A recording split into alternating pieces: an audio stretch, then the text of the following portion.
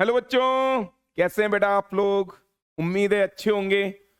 बेटा आज हम लोग आपके लिए द्रोणा जेई सीरीज का लेक्चर नंबर 10 लेके आए हैं। क्या पिछला लेक्चर आप लोगों ने देखा? क्या याद आ रहा है आप लोगों को कि पिछले लेक्चर में होलो स्फीयर के कारण अपन लोगों ने इलेक्ट्रिक फील्ड की वैल्यू निकाली थी।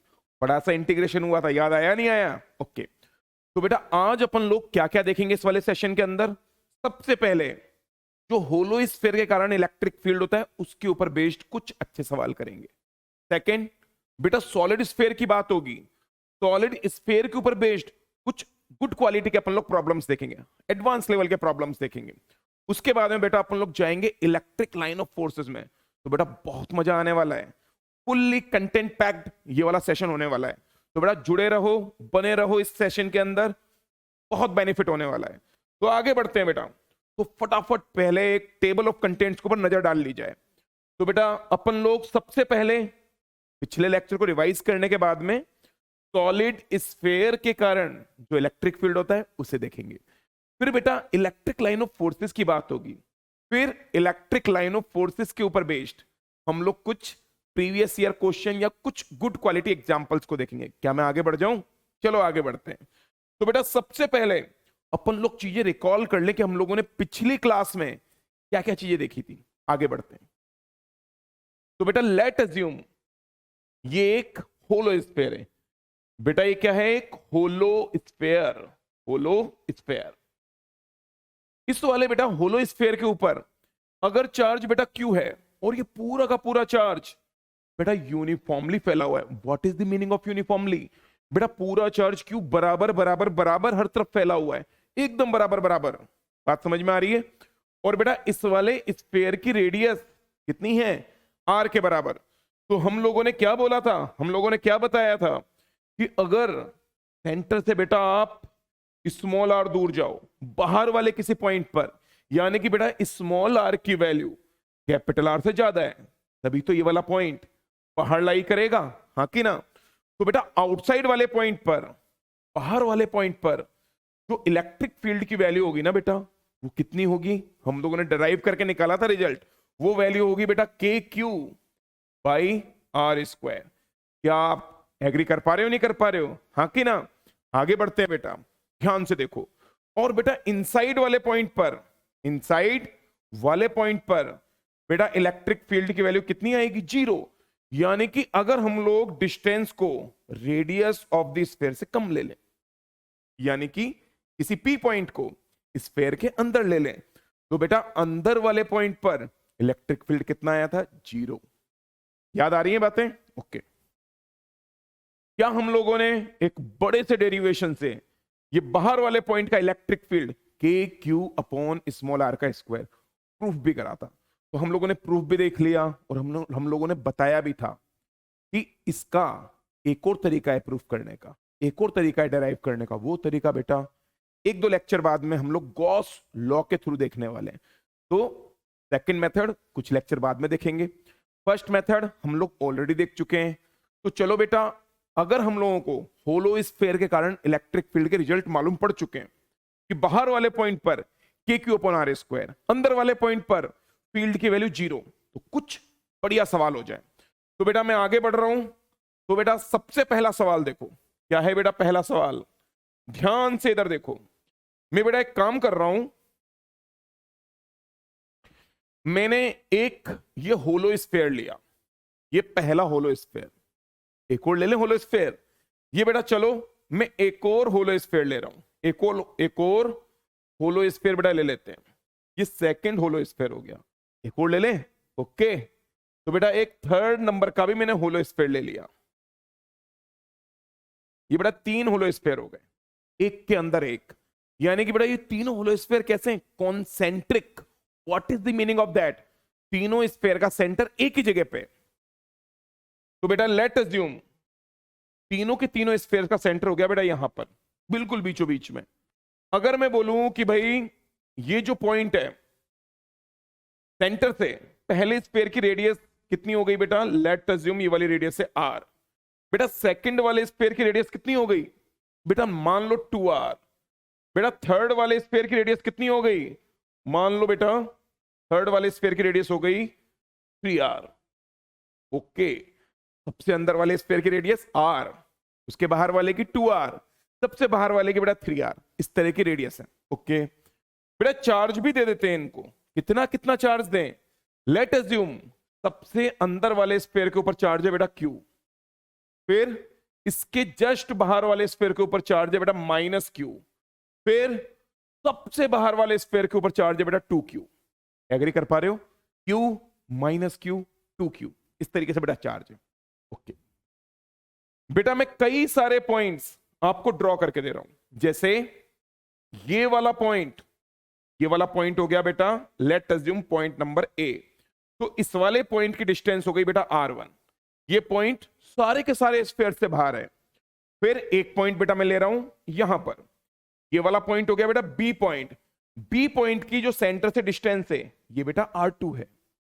फिर बेटा मैं एक पॉइंट ले रहा हूं इधर, ये वाला पॉइंट हो गया सी पॉइंट। सी पॉइंट की डिस्टेंस बेटा सेंटर से है r3। फिर बेटा मैं एक और पॉइंट ले रहा हूं, ये वाला पॉइंट हो गया डी पॉइंट, और डी पॉइंट कितना दूर है? r4 डिस्टेंस दूर। आप लोगों को क्या बताना है? आप लोगों को बताना है इलेक्ट्रिक फील्ड ए पर जो होगा उसका मैग्नीट्यूड। आप लोगों को बताना है इलेक्ट्रिक फील्ड जो बी पॉइंट पर होगा उसका मैग्नीट्यूड। आप लोगों को सी वाले पॉइंट पर भी इलेक्ट्रिक फील्ड का मैग्नीट्यूड बताना है, और साथ ही साथ में डी वाले पॉइंट पर भी इलेक्ट्रिक फील्ड का मैग्नीट्यूड आप लोगों को बताना है। बात क्या चौपा रही है? चलो आगे बढ़ते हैं। तो सबसे पहले बेटा अपन लोग ए वाले पॉइंट पर बात करते हैं कि ए वाले पॉइंट पर इलेक्ट्रिक फील्ड कितना होगा। कॉपी पेन साइड में, पूरा ध्यान स्क्रीन के ऊपर, मेरी बातों को सुनो ध्यान से।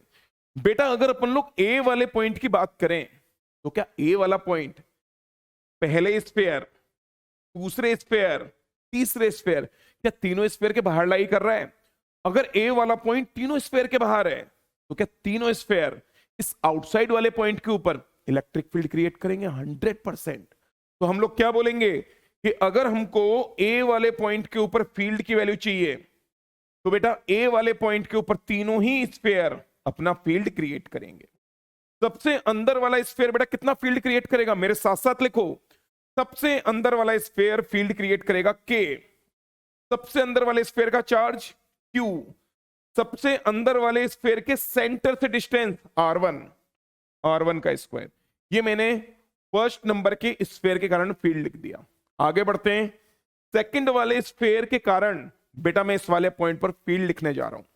तो सेकंड वाले स्फीयर के कारण फील्ड लिखोगे तो K, सेकंड वाले स्फीयर का चार्ज -Q अपॉन सेकंड वाले स्फीयर के सेंटर से डिस्टेंस भी बेटा सेंटर सेम है, तो डिस्टेंस भी कितनी हो जाएगी? R1, R1 का स्क्वायर। ओके बेटा, थर्ड वाले स्फीयर की बात करते हैं। थर्ड वाले स्फीयर के कारण अगर फील्ड लिखेंगे तो K, चार्ज कितना है बेटा?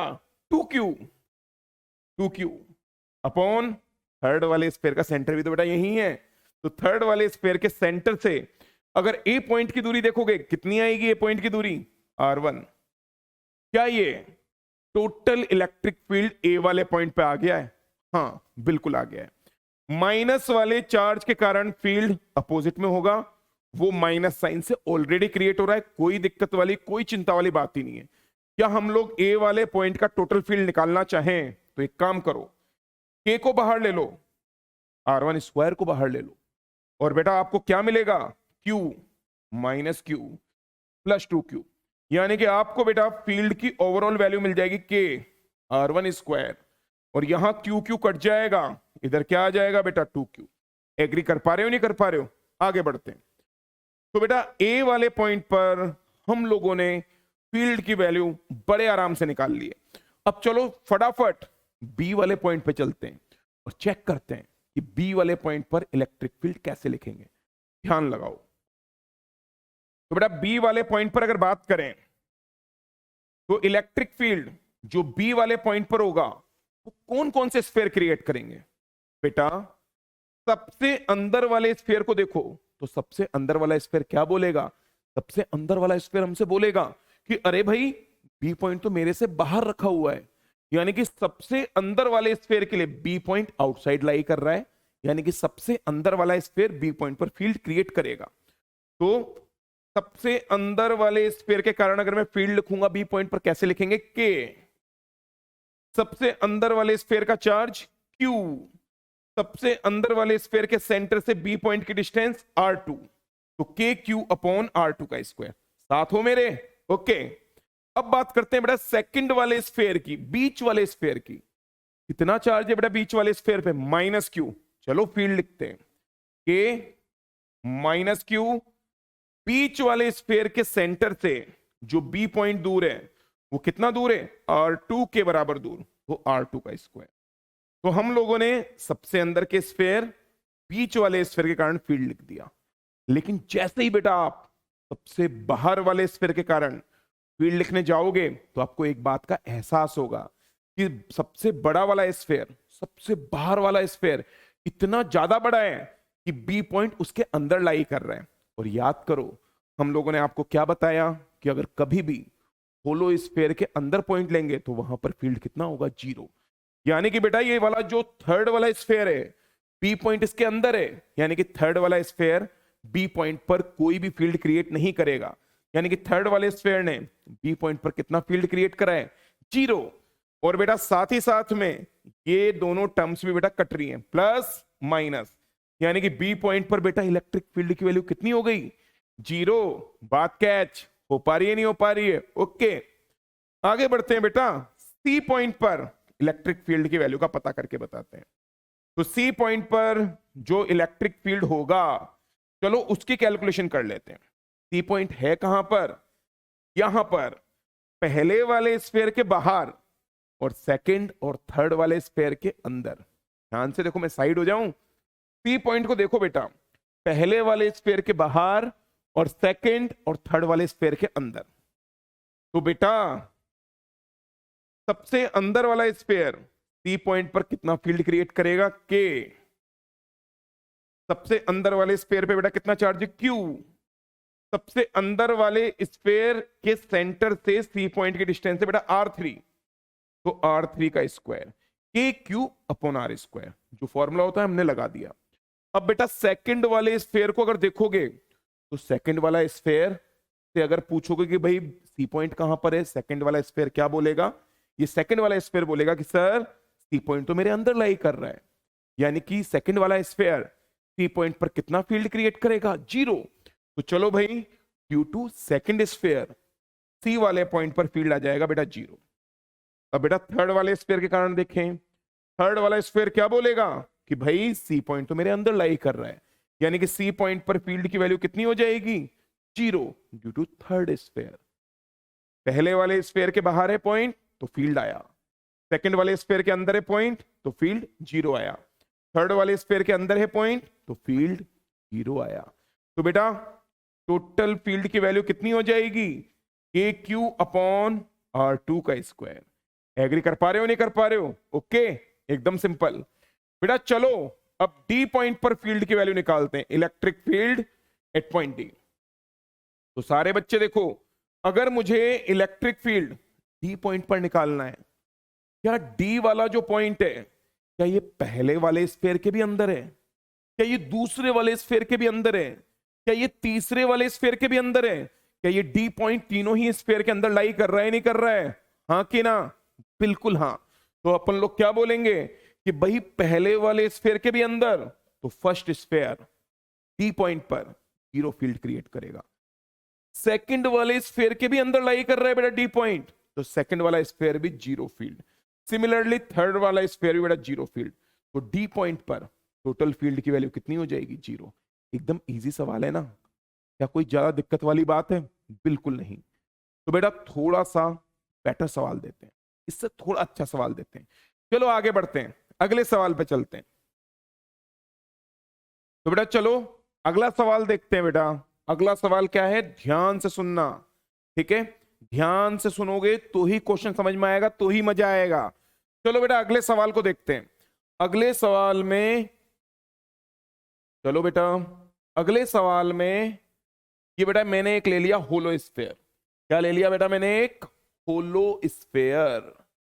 होलो स्फेयर बेटा, इस वाले होलो स्फेयर के ऊपर चार्ज है कैपिटल क्यू, यूनिफॉर्मली फैला हुआ है बेटा ये वाला चार्ज। कैसा है ये वाला चार्ज? यूनिफॉर्मली फैला हुआ। बेटा इस वाले स्फेयर की रेडियस भी बेटा आप लोग r ले लो, आर क्या हो गई, रेडियस ऑफ द स्फीयर। इसके सेंटर से, सेंटर को मैंने बेटा ओ बोल दिया, इसके सेंटर से r1 वेक्टर दूर जाकर के बेटा एक चार्ज है q1 चार्ज, और बेटा r2 वेक्टर दूर जाकर के एक चार्ज है q2 चार्ज। और बेटा q2 से q1 वाला वेक्टर भी मैं एक डिफाइन कर देता हूं, इस वाले वेक्टर को अपन लोग बोल देते हैं कुछ r वेक्टर। वैसे अपन लोग चाहें तो वेक्टर एडिशन से r वेक्टर की वैल्यू निकाल सकते हैं, लेकिन हम लोग अभी ज्यादा इस मैथमेटिक्स में ना उलझें। अभी मैंने r1 वेक्टर, r2 वेक्टर और r वेक्टर आपको दे दिया है, और बेटा जो मैं सवाल दे रहा हूं ना उसके आंसर मुझे वेक्टर फॉर्म में चाहिए। ठीक है, चलो आगे बढ़ते हैं। तो बेटा आप लोगों को बताना है सबसे पहली चीज कि फोर्स जो Q1 के ऊपर लगेगा, फोर्स जो Q1 के ऊपर लगेगा नेट, यानी कि टोटल फोर्स जो Q1 ने फील करा इस वाले स्फीयर और Q2 के कारण, वो आपको बताना है, पहली बात। सेकंड, फोर्स जो टोटल लगा Q2 के ऊपर, फोर्स ऑन Q2 नेट, इसकी वैल्यू बतानी है, यानी कि बेटा Q2 के ऊपर जो टोटल फोर्स लग रहा है उसकी value in the vector form. Third, force बेटा जो टोटल स्फीयर के ऊपर लगा उसकी नेट वैल्यू बतानी है। बेटा पॉज करो, खुद से एक बार ट्राई करो, सीधे सॉल्यूशन मत देखो, पॉज करके एक बार ट्राई करो, फिर सॉल्यूशन देखोगे तो और ज्यादा मजा आएगा, और ज्यादा डेप्थ में कॉन्सेप्ट क्लियर होंगे, आपकी अंडरस्टैंडिंग बहुत औसम हो जाएगी। ठीक है, जब आप लोग खुद से एक बार ट्राई करते हो तो आपको अपनी मिस्टेक्स का मालूम पड़ता है, फिर जब आप सॉल्यूशन देखते हो तो मिस्टेक्स रेक्टिफाई होती है। अगर सीधे सॉल्यूशन देखते रहोगे तो फिर मिस्टेक्स रेक्टिफाई नहीं होंगी। तो बेटा चलो आगे बढ़ते हैं, चेक करते हैं कि F1 के ऊपर टोटल फोर्स कितना लगा है। तो बेटा F1 के ऊपर अगर मैं टोटल फोर्स निकालने जाऊंगा तो सबसे पहले मुझे अगर मैं Q1 के ऊपर फोर्स टोटल निकालने जाऊंगा तो पहले मुझे Q1 के ऊपर फोर्स जो स्फीयर ने लगाया उसको पता लगाना पड़ेगा, फिर मुझे वो फोर्स पता लगाना पड़ेगा जो Q1 के ऊपर Q2 ने लगाया है। Q1 के ऊपर स्फीयर के कारण फोर्स, Q1 के ऊपर Q2 के कारण फोर्स, दोनों फोर्स को जोड़ेंगे, काम बन जाएगा, मामला हो जाएगा एकदम सिंपल। तो चलो बेटा मदद करो मेरी, क्या Q1 के ऊपर स्फीयर ने जो फोर्स लगाया है वो लिखें। तो सबसे पहले मैं स्फीयर के कारण इस Q1 वाले पॉइंट पर इलेक्ट्रिक फील्ड लिखने जा रहा हूं। क्या होता है बेटा होलो स्फीयर के कारण इलेक्ट्रिक फील्ड, वो होता है K, स्फीयर का चार्ज Q, यहां से यहां तक की डिस्टेंस बेटा R1, तो KQ अपॉन R1 का स्क्वायर। क्या इलेक्ट्रिक फील्ड का मैग्नीट्यूड आ गया? बिल्कुल आ गया। अच्छा बेटा इलेक्ट्रिक फील्ड की डायरेक्शन क्या होगी? R1 वेक्टर की डायरेक्शन में, यानी कि R1 वेक्टर का यूनिट वेक्टर से अगर मल्टीप्लाई कर दोगे तो स्फीयर के कारण इलेक्ट्रिक फील्ड आपको वेक्टर फॉर्म में मिल गया। बेटा ये वाला चार्ज जो Q1 है, अगर मैं इस वाले Q1 को इलेक्ट्रिक फील्ड से मल्टीप्लाई कर दूंगा तो क्या मुझे Q1 के ऊपर स्फीयर के कारण जो फोर्स है वो मिल चुका है? 100% मिल गया, कोई दिक्कत वाली बात ही नहीं है। चलो बेटा इसी प्रकार इसी तरीके से Q1 के ऊपर Q2 के कारण फोर्स निकाल लें। तो बेटा कैसे निकलेगा फोर्स? ध्यान से देखो, K charge Q2 charge Q1, यानी K Q1 Q2। बेटा डिस्टेंस कितनी है यहां से यहां तक? R, तो K Q1 Q2 upon R square. अच्छा कूलम्ब्स लॉ में मैंने क्या सिखाया था? फोर्स को डायरेक्शन देनी हो तो इस वाली वेक्टर के यूनिट वेक्टर से बेटा मल्टीप्लाई कर दो, यानी कि R वेक्टर के यूनिट वेक्टर से बेटा मैं मल्टीप्लाई कर दूंगा, तो R का यूनिट वेक्टर। हो गया काम खत्म, इसमें कौन सी भारी बात थी, एकदम सिंपल। अगर डाउट हुआ दोबारा से देखो। बेटा मैं सेकंड क्वेश्चन पे जा रहा हूं, ध्यान से देखो। सेकंड क्वेश्चन में क्या है, इस वाले Q2 चार्ज के ऊपर बेटा जो नेट फोर्स है वो निकालना है। क्या इसको भी मैं दो पार्ट्स में ब्रेक कर दूं? चलो कर देते हैं इसको दो पार्ट्स में ब्रेक। मैं क्या बोलूंगा कि सबसे पहले Q2 के ऊपर फोर्स जो स्फीयर ने लगाया है उसे निकालते हैं। सेकंड, Q2 के ऊपर फोर्स ऑन Q2 जो Q1 ने लगाया है उसे निकालते हैं। चलो देखो बेटा इधर ध्यान से देखो, बेटा जो Q2 चार्ज है ये क्या इस वाले स्फीयर के अंदर रखा हुआ है? हाँ भाई अंदर रखा हुआ है। बेटा क्या स्फीयर अपने अंदर वाले पॉइंट पर फील्ड जीरो क्रिएट करता है? तो बेटा स्फीयर ने Q2 वाले पॉइंट पर फील्ड क्रिएट किया होगा जीरो। तो यहां पर स्फेयर के कारण अगर फील्ड जीरो है तो स्फेयर के कारण जो फोर्स हो जाएगा बेटा वो भी क्या हो जाएगा, जीरो।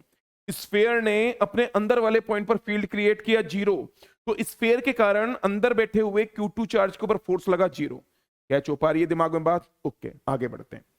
अब बेटा हम लोग बात कर रहे हैं कि Q2 के ऊपर Q1 ने कितना फोर्स लगाया है।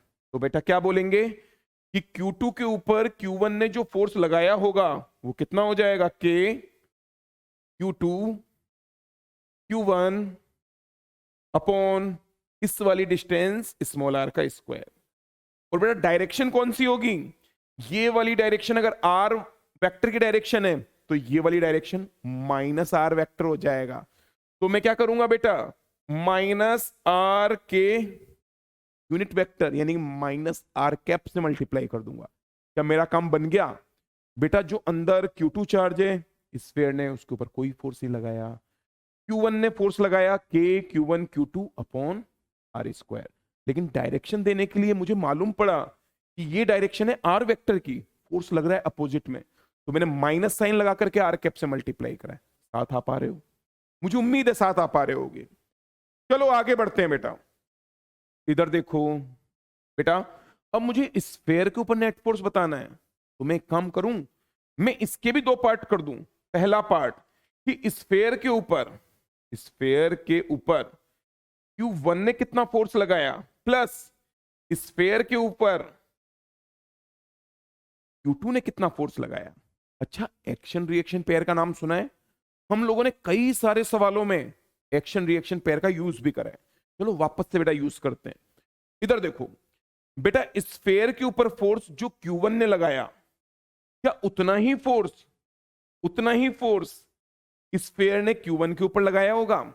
Q1 ने जितना स्फीयर पे लगाया उतना ही फोर्स स्फीयर ने Q1 पे लगाया होगा, बट इन अपोजिट डायरेक्शन। क्या सेम चीज देखो मैंने यहां पर लिख रखी है, स्फीयर ने फोर्स लगाया Q1 पर, इधर स्फीयर के ऊपर फोर्स लगाया Q1 ने। कंफ्यूज तो नहीं हो रहे हो? दोबारा बोलूं, यहां पे क्या है, स्फीयर के ऊपर Q1 ने कितना फोर्स लगाया, यहां पर Q1 के ऊपर स्फीयर ने कितना फोर्स लगाया, दोनों फोर्स सेम, बस डायरेक्शन क्या हो जाएगी, अपोजिट, वेक्टर क्या हो जाएगा, विद माइनस साइन।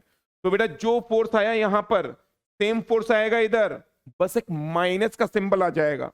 तो बेटा मैं एज इट इज यहां की चीज उठाकर कॉपी कर रहा हूं, तो K capital Q small Q1 R1 का स्क्वायर, और यहां पर आ जाएगा माइनस R1 का यूनिट वेक्टर। डायरेक्शन पलट दी, value same, because action reaction pair, sphere ने Q1 पे जितना फोर्स, Q1 ने स्फीयर पे अपोजिट में उतना फोर्स। सिंपल बात। बेटा स्फीयर के ऊपर Q2 ने कितना फोर्स लगाया, फिर से एक्शन रिएक्शन पेयर का यूज। बेटा Q2 के ऊपर स्फीयर ने कितना लगाया था, जीरो, तो Q2 स्फीयर के ऊपर एक्शन रिएक्शन पेयर से कितना फोर्स लगाएगा, जीरो। क्या काम बन गया है? एकदम बन गया है। दोबारा से इस वाले सवाल को बैक जाओ, वापस से देखो, खुद से एक बार ट्राई करो, वापस से देखो, मजा आएगा। सिंपल है लेकिन अच्छा है, कॉन्सेप्चुअल क्लियरिटी के लिए काफी बढ़िया सवाल है। बेटा आगे बढ़े। तो बेटा हम लोगों ने होलो स्फीयर के कारण तो बेटा फील्ड देख लिया, ठीक है, लंबा चौड़ा इंटीग्रेशन भी कर लिया, सवाल भी देख लिए। अब क्यों ना सॉलिड स्फीयर में एंट्री कर जाए। सॉलिड स्फीयर के रिजल्ट बेटा और भी ज्यादा अमेजिंग है, और बहुत हाई क्वालिटी के अच्छे सवाल बनते हैं बेटा वहां पर। तो चलो बेटा आगे बढ़ते हैं। तो बेटा हमारा अगला टॉपिक क्या है, electric field due to solid sphere. और सॉलिड स्फीयर कैसा, नॉन कंडक्टिंग टाइप का। मैं लिख देता हूं बेटा यहां पर, ध्यान से देखो, ये सॉलिड स्फीयर है बेटा नॉन कंडक्टिंग। क्यों मैं नॉन कंडक्टिंग ले रहा हूं, समझाऊंगा बिल्कुल। कैसा स्फीयर है बेटा, नॉन कंडक्टिंग। कैसा स्फीयर है, non conducting, non conducting plus uniformly charged, uniformly charged. तो बेटा बात सुनो, फिर से कॉपी पेन बिल्कुल साइड में, वरना मैं जो बातें समझाना चाह रहा हूं ना वो बातें गहराई तक समझ में ही नहीं आएंगी। तसल्ली से सुनो, तब मजा आएगा। तो बेटा लेट अज्यूम ये हमारे पास में एक स्फीयर है। कैसा sphere, solid sphere, solid sphere SS. Solid sphere का मतलब बेटा यहां पर पूरा अंदर मटेरियल भरा हुआ है। ओके, पूरा अंदर मटेरियल भरा हुआ है। इस वाले स्फीयर के ऊपर चार्ज फैला हुआ है बेटा क्यू, पूरे वॉल्यूम में, अंदर भी पूरा चार्ज फैला हुआ है, अंदर पूरी वॉल्यूम के अंदर बराबर बराबर चार्ज अपन लोगों ने हर जगह पे फैला दिया। बेटा स्फीयर की रेडियस कितनी आर, कोई पूछे कि इस वाले स्फीयर की डेंसिटी कितनी होगी, वॉल्यूम चार्ज डेंसिटी, अपन लोग क्या बोलेंगे कि भाई क्यू चार्ज फैला रखा है अपन लोगों ने 4/3 पाई आर क्यूब वॉल्यूम में, तो क्या मुझे स्फीयर की डेंसिटी मिल जाएगी, नहीं मिल जाएगी? 100% मिल जाएगी, कोई दिक्कत वाली बात ही नहीं है। तो बेटा अब आगे बढ़ते हैं। मुझे इस वाले सॉलिड स्फीयर के कारण जो यूनिफॉर्मली चार्ज है, जो नॉन कंडक्टिंग है, इस वाले यूनिफॉर्म चार्ज वाले स्फीयर के कारण बाहर वाले पॉइंट पर, जैसे लेट अज्यूम बेटा ये हो गया सेंटर सी, तो बाहर वाले पॉइंट पर जाकर के मुझे फील्ड की वैल्यू बतानी है। ये वाली बेटा जो आर डिस्टेंस है ये कैपिटल आर से ज्यादा है, तभी तो हम लोग बाहर जा पाएंगे। और बेटा मुझे अंदर वाले पॉइंट पर भी, मान लो कोई अंदर पॉइंट है, इस अंदर वाले पॉइंट पर भी मुझे इलेक्ट्रिक फील्ड की वैल्यू निकालनी है।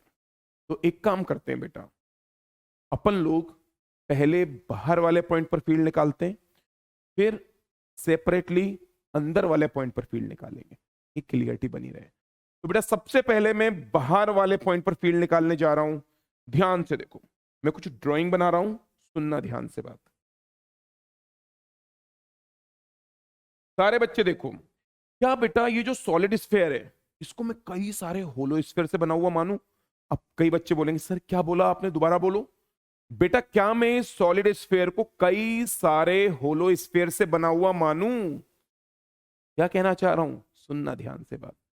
बेटा इस सॉलिड स्फीयर को बनाने का क्या तरीका हो सकता है? क्या मैं ऐसे विजुलाइज करूं कि एक छोटा सा स्फीयर अंदर, एक छोटा सा स्फीयर अंदर, उसके ऊपर एक होलो स्फीयर की परत चढ़ी हुई है, उसके ऊपर एक और होलो स्फीयर की परत चढ़ गई, एक और होलो स्फीयर की परत चढ़ गई, ऐसे परत चढ़ाते चढ़ाते चढ़ाते चढ़ाते क्या बड़ा सा एक सॉलिड स्फीयर बन जाएगा, नहीं बन जाएगा?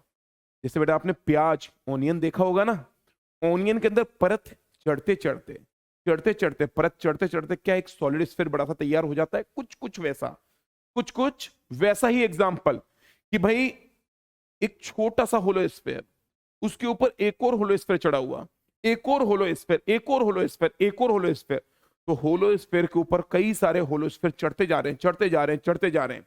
तो क्या इस तरीके से हम लोग सॉलिड स्फीयर को तैयार कर सकते हैं? बिल्कुल कर सकते हैं।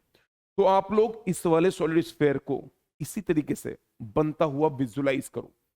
तो बेटा सारे बच्चे ध्यान लगाएं और इधर देखें,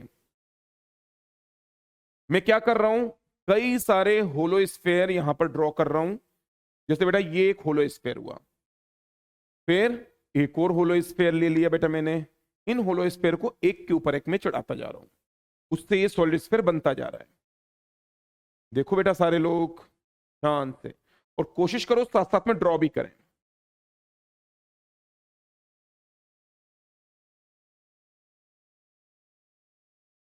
चलो जल्दी जल्दी बना देते हैं इसको थोड़ा।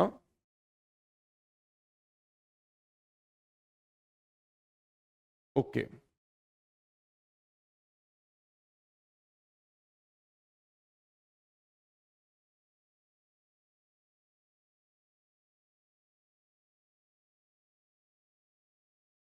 ओके, एक और बना देते हैं।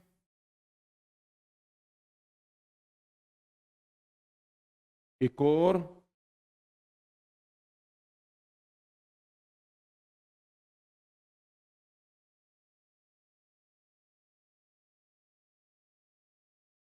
चलो। तो हम लोग क्या कह रहे हैं बेटा, हम लोग कह रहे हैं कि ये कई सारे hollow sphere, hollow sphere, hollow sphere एक के ऊपर एक के ऊपर एक चढ़े हुए हैं और उससे सॉलिड स्फीयर बनाए। अब कैसे अपन लोग इस वाले पी पॉइंट पर फील्ड निकालने वाले हैं इस बारे में देखते जाओ। बेटा मैंने क्या करा, मैं किसी एक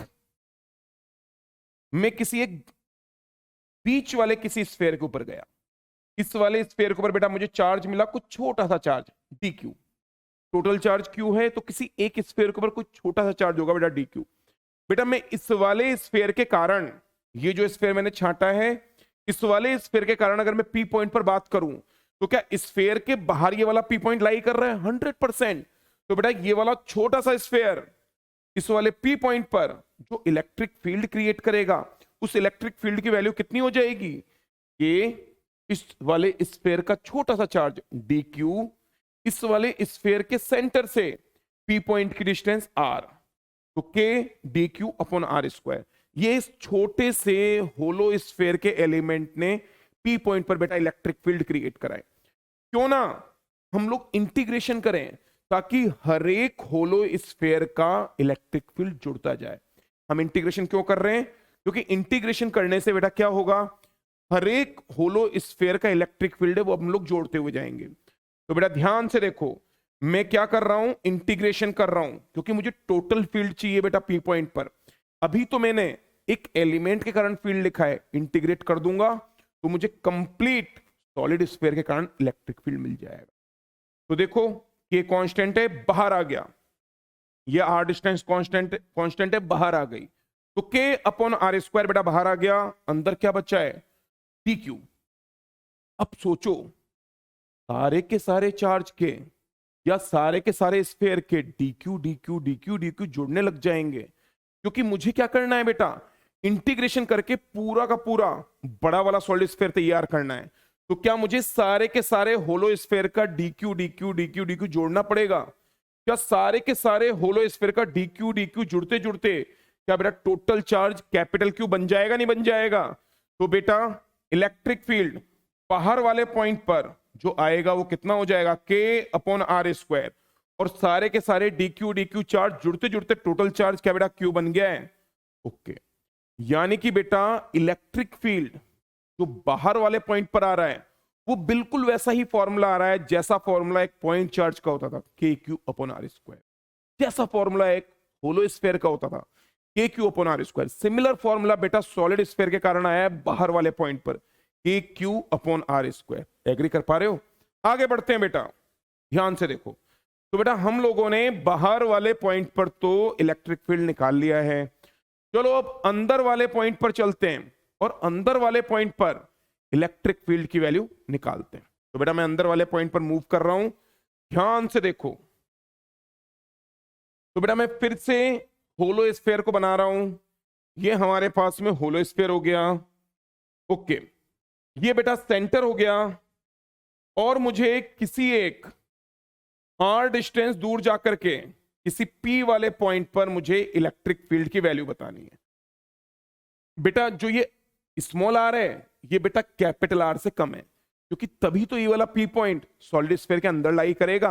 अब एक बात सुनो, मेरे साथ साथ में ड्रॉ करते जाओ और बातों को समझते जाओ। देखो इधर थोड़ा ड्राइंग को है ना बेटा शिफ्ट कर देते हैं, जस्ट ए मिनट। ओके, अब करेक्ट लग रहा है, अब बिल्कुल सेंटर में फील आ रही है। तो सारे बच्चे इधर देखो, मैं बेटा फिर से इस वाले सॉलिड स्फीयर को, सॉलिड स्फीयर कैसा है, क्यू चार्ज आर रेडियस वाला, कैसा है क्यू चार्ज, यूनिफॉर्म है। डेंसिटी कितनी है बेटा पूरे वॉल्यूम में, रो की वैल्यू निकालनी होगी, तो क्यू चार्ज बेटा फैला हुआ है 4/3 पाई आर क्यूब वॉल्यूम में। मैं अब क्या कर रहा हूं, ध्यान से देखो बेटा, मैं फिर से कई सारे होलो स्फीयर बना रहा हूं। एक होलो स्फीयर, एक होलो स्फीयर,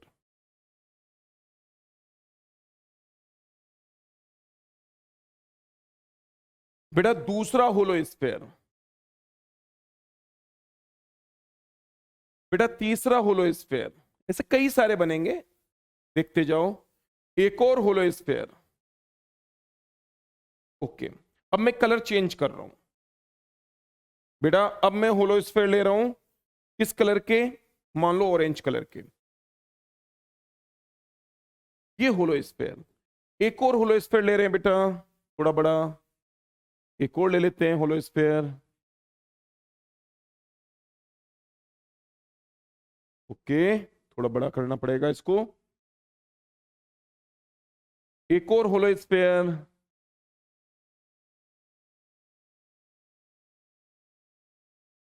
एक और होलो स्फीयर।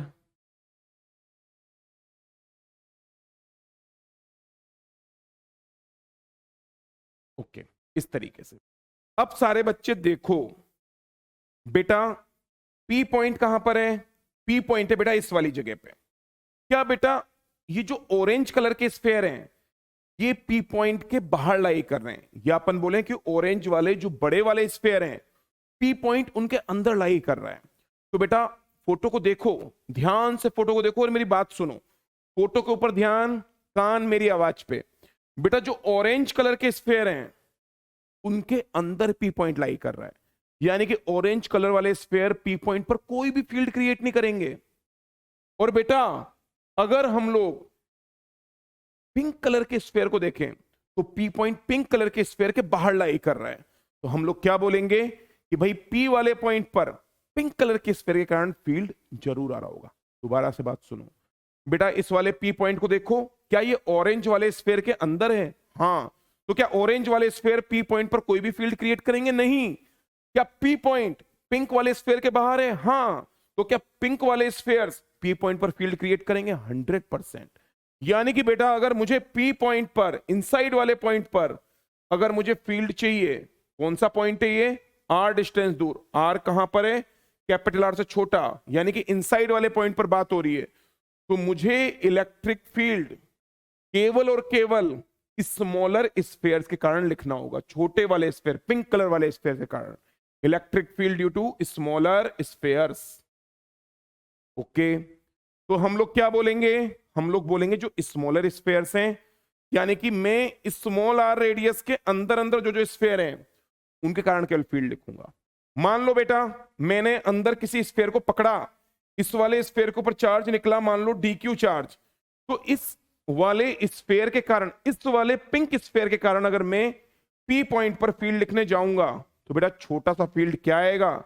ध्यान से देखो, ये छोटा सा इलेक्ट्रिक फील्ड आएगा बेटा कि छोटा सा चार्ज डी क्यू, सेंटर से डिस्टेंस स्मॉल आर का स्क्वायर। क्या बेटा ये छोटा सा इलेक्ट्रिक फील्ड इस वाले एक होलो स्फीयर ने क्रिएट कर दिया है? हाँ बिल्कुल कर दिया है। आगे बढ़ते हैं बेटा, अगर मुझे टोटल फील्ड चाहिए पी पॉइंट पे तो क्या मुझे सारे पिंक कलर के स्फीयर्स का चार्ट जोड़ते हुए जाना पड़ेगा? क्योंकि बेटा जैसे ही मैं इंटीग्रेशन करूंगा के कांस्टेंट है बाहर आ जाएगा, आर स्क्वायर कांस्टेंट है बाहर आ जाएगा, इंटीग्रेशन बनेगा डी क्यू का। कहां से कहां तक के स्फीयर्स का डी क्यू जोड़ना है? पिंक कलर वाले स्फीयर्स का डी क्यू जोड़ना है। जो अंदर अंदर इस पी पॉइंट के अंदर अंदर जो जो स्फीयर्स हैं केवल उनका चार्ट जोड़ना है। तो क्या मैं ऐसे लिख दूं के अपॉन आर स्क्वायर और पिंक कलर के स्फीयर्स का डी क्यू जुड़ के बन जाएगा चार्ज जो इनसाइड लाई कर रहा है, जो चार्ज अंदर लाई कर रहा है। पक्की बात ना? कंफर्म? बेटा अब कोई बच्चा पूछे कि सर अंदर कितना चार्ज लाई कर रहा है, कैसे मालूम पड़ेगा? बेटा क्या आपको डेंसिटी की वैल्यू मालूम है? हाँ। क्या आपको इस स्मॉल आर रेडियस के स्फीयर का क्या वॉल्यूम मालूम है? बिल्कुल मालूम है। तो कोई मुझे अगर पूछे कि इनसाइड में यानी कि अंदर ये कितना चार्ज यहां पर लाई कर रहा है, तो हम लोग क्या करेंगे? रो डेंसिटी को मल्टीप्लाई कर देंगे इस पूरे वॉल्यूम से, यानी कि 4/3 बाई आर क्यूब वॉल्यूम से। मैंने क्या करा बेटा? इस पूरे वॉल्यूम से मल्टीप्लाई कर दिया किसको? डेंसिटी को। तो क्या मुझे इनसाइड वाला चार्ज मिल जाएगा? नहीं मिल जाएगा? बिल्कुल मिल जाएगा। फटाफट इस वाली वैल्यू को उठाते हैं और यहां पर इस वाली वैल्यू को रख देते हैं। तो बेटा कितना आ गया answer? K upon R square, Q inside की वैल्यू हो जाएगी रो 4 पाई स्मॉल आर का क्यूब। बेटा रो की वैल्यू क्या होती है? मैं यहां पर रो हटा करके रो की वैल्यू लिख रहा हूं। फटाफट देखो बेटा, रो की वैल्यू कैपिटल क्यू अपॉन 4/3, इधर भी 3 था, 4/3 पाई कैपिटल आर क्यूब। अब ध्यान से देखो, क्या बेटा 4/3 पाई 4/3 पाई कट गया? क्या बेटा आर स्क्वायर से ये क्यूब का फैक्टर कट गया?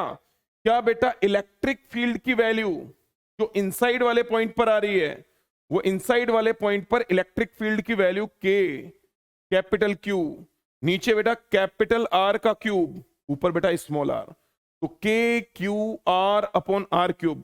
क्या बेटा इनसाइड वाले पॉइंट पर हमारे पास में इलेक्ट्रिक फील्ड का फंक्शन आ चुका है? 100% आ चुका है, कोई दिक्कत वाली बात ही नहीं है। यानी कि कोई भी मुझसे पूछेगा, इस वाले फॉर्मूले को देखो एक बार, कोई भी मुझसे पूछेगा कि इनसाइड वाले पॉइंट पर इलेक्ट्रिक फील्ड कितना है, तो मैं क्या बोलूंगा? K Q small R upon R cube. चलो इसी बात को एक बार समराइज करके लिख देते हैं। What is the meaning of that? इधर देखो, जैसे बेटा ये Q charge, R radius, Q charge एकदम यूनिफॉर्मली फैला हुआ है। कहां पर? पूरे वॉल्यूम में। रो डेंसिटी कितनी है बेटा, Q/4/3 पाई आर क्यूब, ये बेटा डेंसिटी हो गई। कोई मुझसे इस वाले सेंटर से आर वेक्टर दूर जाकर के कोई मुझसे अगर पूछे कि यहां पर फील्ड की वैल्यू कितनी है, तो मैं क्या बोलूंगा, फील्ड की वैल्यू हो जाएगी बेटा K/Q/R/कैपिटल R का क्यूब। फॉर्मूला देखो बेटा पिछले वाले पेज पर, K/Q/r/R का क्यूब। एग्री कर पा रहे हो नहीं कर पा रहे हो? कोई बच्चा बोले सर डायरेक्शन भी तो दे दो, वेक्टर फॉर्म में आंसर बताओ, तो बेटा वेक्टर फॉर्म में अगर आंसर चाहिए तो हम लोग क्या बोलेंगे, इलेक्ट्रिक फील्ड का आंसर K/Q/R क्यूब। और बेटा इसी आर वेक्टर की डायरेक्शन में तो बेटा फील्ड होने वाला है ना, तो बेटा अपन लोग क्या आर का यूनिट वेक्टर से मल्टीप्लाई कर दें, ये जो आर वेक्टर है इसी डायरेक्शन में तो क्या फील्ड होगा, क्या बाहर की तरफ ही तो फील्ड होगा, तो क्यों ना आर वेक्टर की डायरेक्शन के यूनिट वेक्टर से मल्टीप्लाई कर दिया जाए। तो बेटा क्या आ गई वैल्यू, K/Q/R क्यूब। बेटा आर वेक्टर का यूनिट वेक्टर कैसे बनता है, आर वेक्टर बाई आर, ये कट जाएगा और वैल्यू कितनी आ गई, KQ/R cube into R vector. ये इलेक्ट्रिक फील्ड इनसाइड वाले पॉइंट पर आ चुका है बेटा, और इस इनसाइड वाले इलेक्ट्रिक फील्ड की वैल्यू कितनी है, KQ/R vector upon capital R का क्यूब। किस वाली जगह पर बात कर रहे हैं, स्मॉल r डिस्टेंस दूर। क्या ये स्मॉल r कैपिटल R से छोटा है, बिल्कुल, यानी कि इनसाइड वाले पॉइंट पर बात हो रही है। साथ चल पा रहे हो, दिक्कत हो रही है ना, वापस से पीछे जाओ, वापस से देखो। चलो बेटा अब अपन लोग ग्राफ ड्रॉ कर देते हैं, क्योंकि हम लोगों ने होलो स्फेयर सॉलिड स्फेयर दोनों के कारण ही बेटा इलेक्ट्रिक फील्ड लिखना सीख लिया है, तो ग्राफ क्यों छोड़ें, साथ साथ में चलो बेटा ग्राफ भी ड्रॉ करते हैं। तो सारे बच्चे इधर आओ, ध्यान से देखो। क्या बेटा अगर मैं ग्राफ ड्रॉ करूं electric field versus distance graph, electric field versus distance graph, फटाफट देखें इधर बेटा, electric field versus distance graph. तो पहले मैं बेटा बात कर रहा हूं होलो स्फेयर की, होलो स्फेयर। तो बेटा होलो स्फेयर के अंदर अगर हम लोग देखें, ये बेटा सेंटर हो गया, क्या इनसाइड वाले पॉइंट पर इलेक्ट्रिक फील्ड 0 होता है, हाँ, और आउटसाइड वाले पॉइंट पर इलेक्ट्रिक फील्ड की वैल्यू होती है बेटा KQ/R²। तो फटाफट ग्राफ को ड्रॉ कर रहे हैं। ये हो गया डिस्टेंस, इधर हो गई इलेक्ट्रिक फील्ड, ये वाला पॉइंट हो गया बेटा R बराबर कैपिटल R। बेटा अंदर वाले पॉइंट्स पर, यानी कि अंदर वाले पॉइंट्स का मतलब जब स्मॉल r की वैल्यू कैपिटल R से छोटी हो, यानी कि मैं इन वाले पॉइंट्स की बात कर रहा हूं, इन वाले पॉइंट्स की। ये कौन से पॉइंट्स हैं, जब कैपिटल R से कम दूरी है, यानी कि स्फेयर के अंदर वाले पॉइंट्स हैं, तो बेटा फील्ड 0 होगा। तो हम लोग क्या करेंगे, अंदर वाले पॉइंट्स पर फील्ड को 0 ड्रॉ करेंगे। अंदर वाले पॉइंट्स पर फील्ड कितना हो गया बेटा, 0। बात क्या हो पा रही है, नहीं हो पा रही है, ओके। और बेटा बाहर वाले पॉइंट्स पर फॉर्मूला कैसा हो जाएगा, बाहर वाले पॉइंट्स पर फॉर्मूला हो जाएगा KQ/R²। तो बेटा सबसे पहले मुझे बताओ, सरफेस के जस्ट बाहर जाते ही इलेक्ट्रिक फील्ड की वैल्यू KQ/R² हो जाएगा, नहीं हो जाएगा? तो जैसे ही मैं सरफेस के बाहर एंट्री करूंगा, एकदम से मुझे इलेक्ट्रिक फील्ड मिलेगा बेटा कितना, एकदम से मुझे इलेक्ट्रिक फील्ड की वैल्यू मिलेगी KQ/R²। और फिर ये इलेक्ट्रिक फील्ड धीरे धीरे धीरे धीरे कम होने लगेगा। ऐसा क्यों बेटा, ध्यान से देखो, बाहर वाले पॉइंट पर, आउटसाइड वाले पॉइंट पर जो इलेक्ट्रिक फील्ड है that is directly proportional to 1/R²। जितना ज्यादा R करोगे उतना ज्यादा डिनोमिनेटर में R² बड़ा हो जाएगा, उतना ज्यादा इलेक्ट्रिक फील्ड कम हो जाएगा। नहीं आ रही है बात समझ में? इस वाले फॉर्मूले को देखो, अगर R को ज्यादा करोगे तो E की वैल्यू कम हो रही है, R को ज्यादा करा E की वैल्यू कम होती गई। बात क्या चौपा रही है? कोई बच्चा पूछे सर यहां पर आपने 0 पे क्यों बनाया है? क्योंकि बेटा इनसाइड वाले पॉइंट्स पर इलेक्ट्रिक फील्ड है 0। अब बिल्कुल ऐसी कैसी बात बेटा सॉलिड स्फेयर के लिए कर लेते हैं। किसके लिए कर लेते हैं? Solid sphere. तो बेटा मैं इधर एक सॉलिड स्फेयर ड्रॉ कर रहा हूं, ये सॉलिड स्फेयर हो गया। सारे बच्चे बताओ, अगर अंदर वाले पॉइंट पर देखें तो इनसाइड वाले पॉइंट पर फॉर्मूला होता है K Q upon R cube into small R.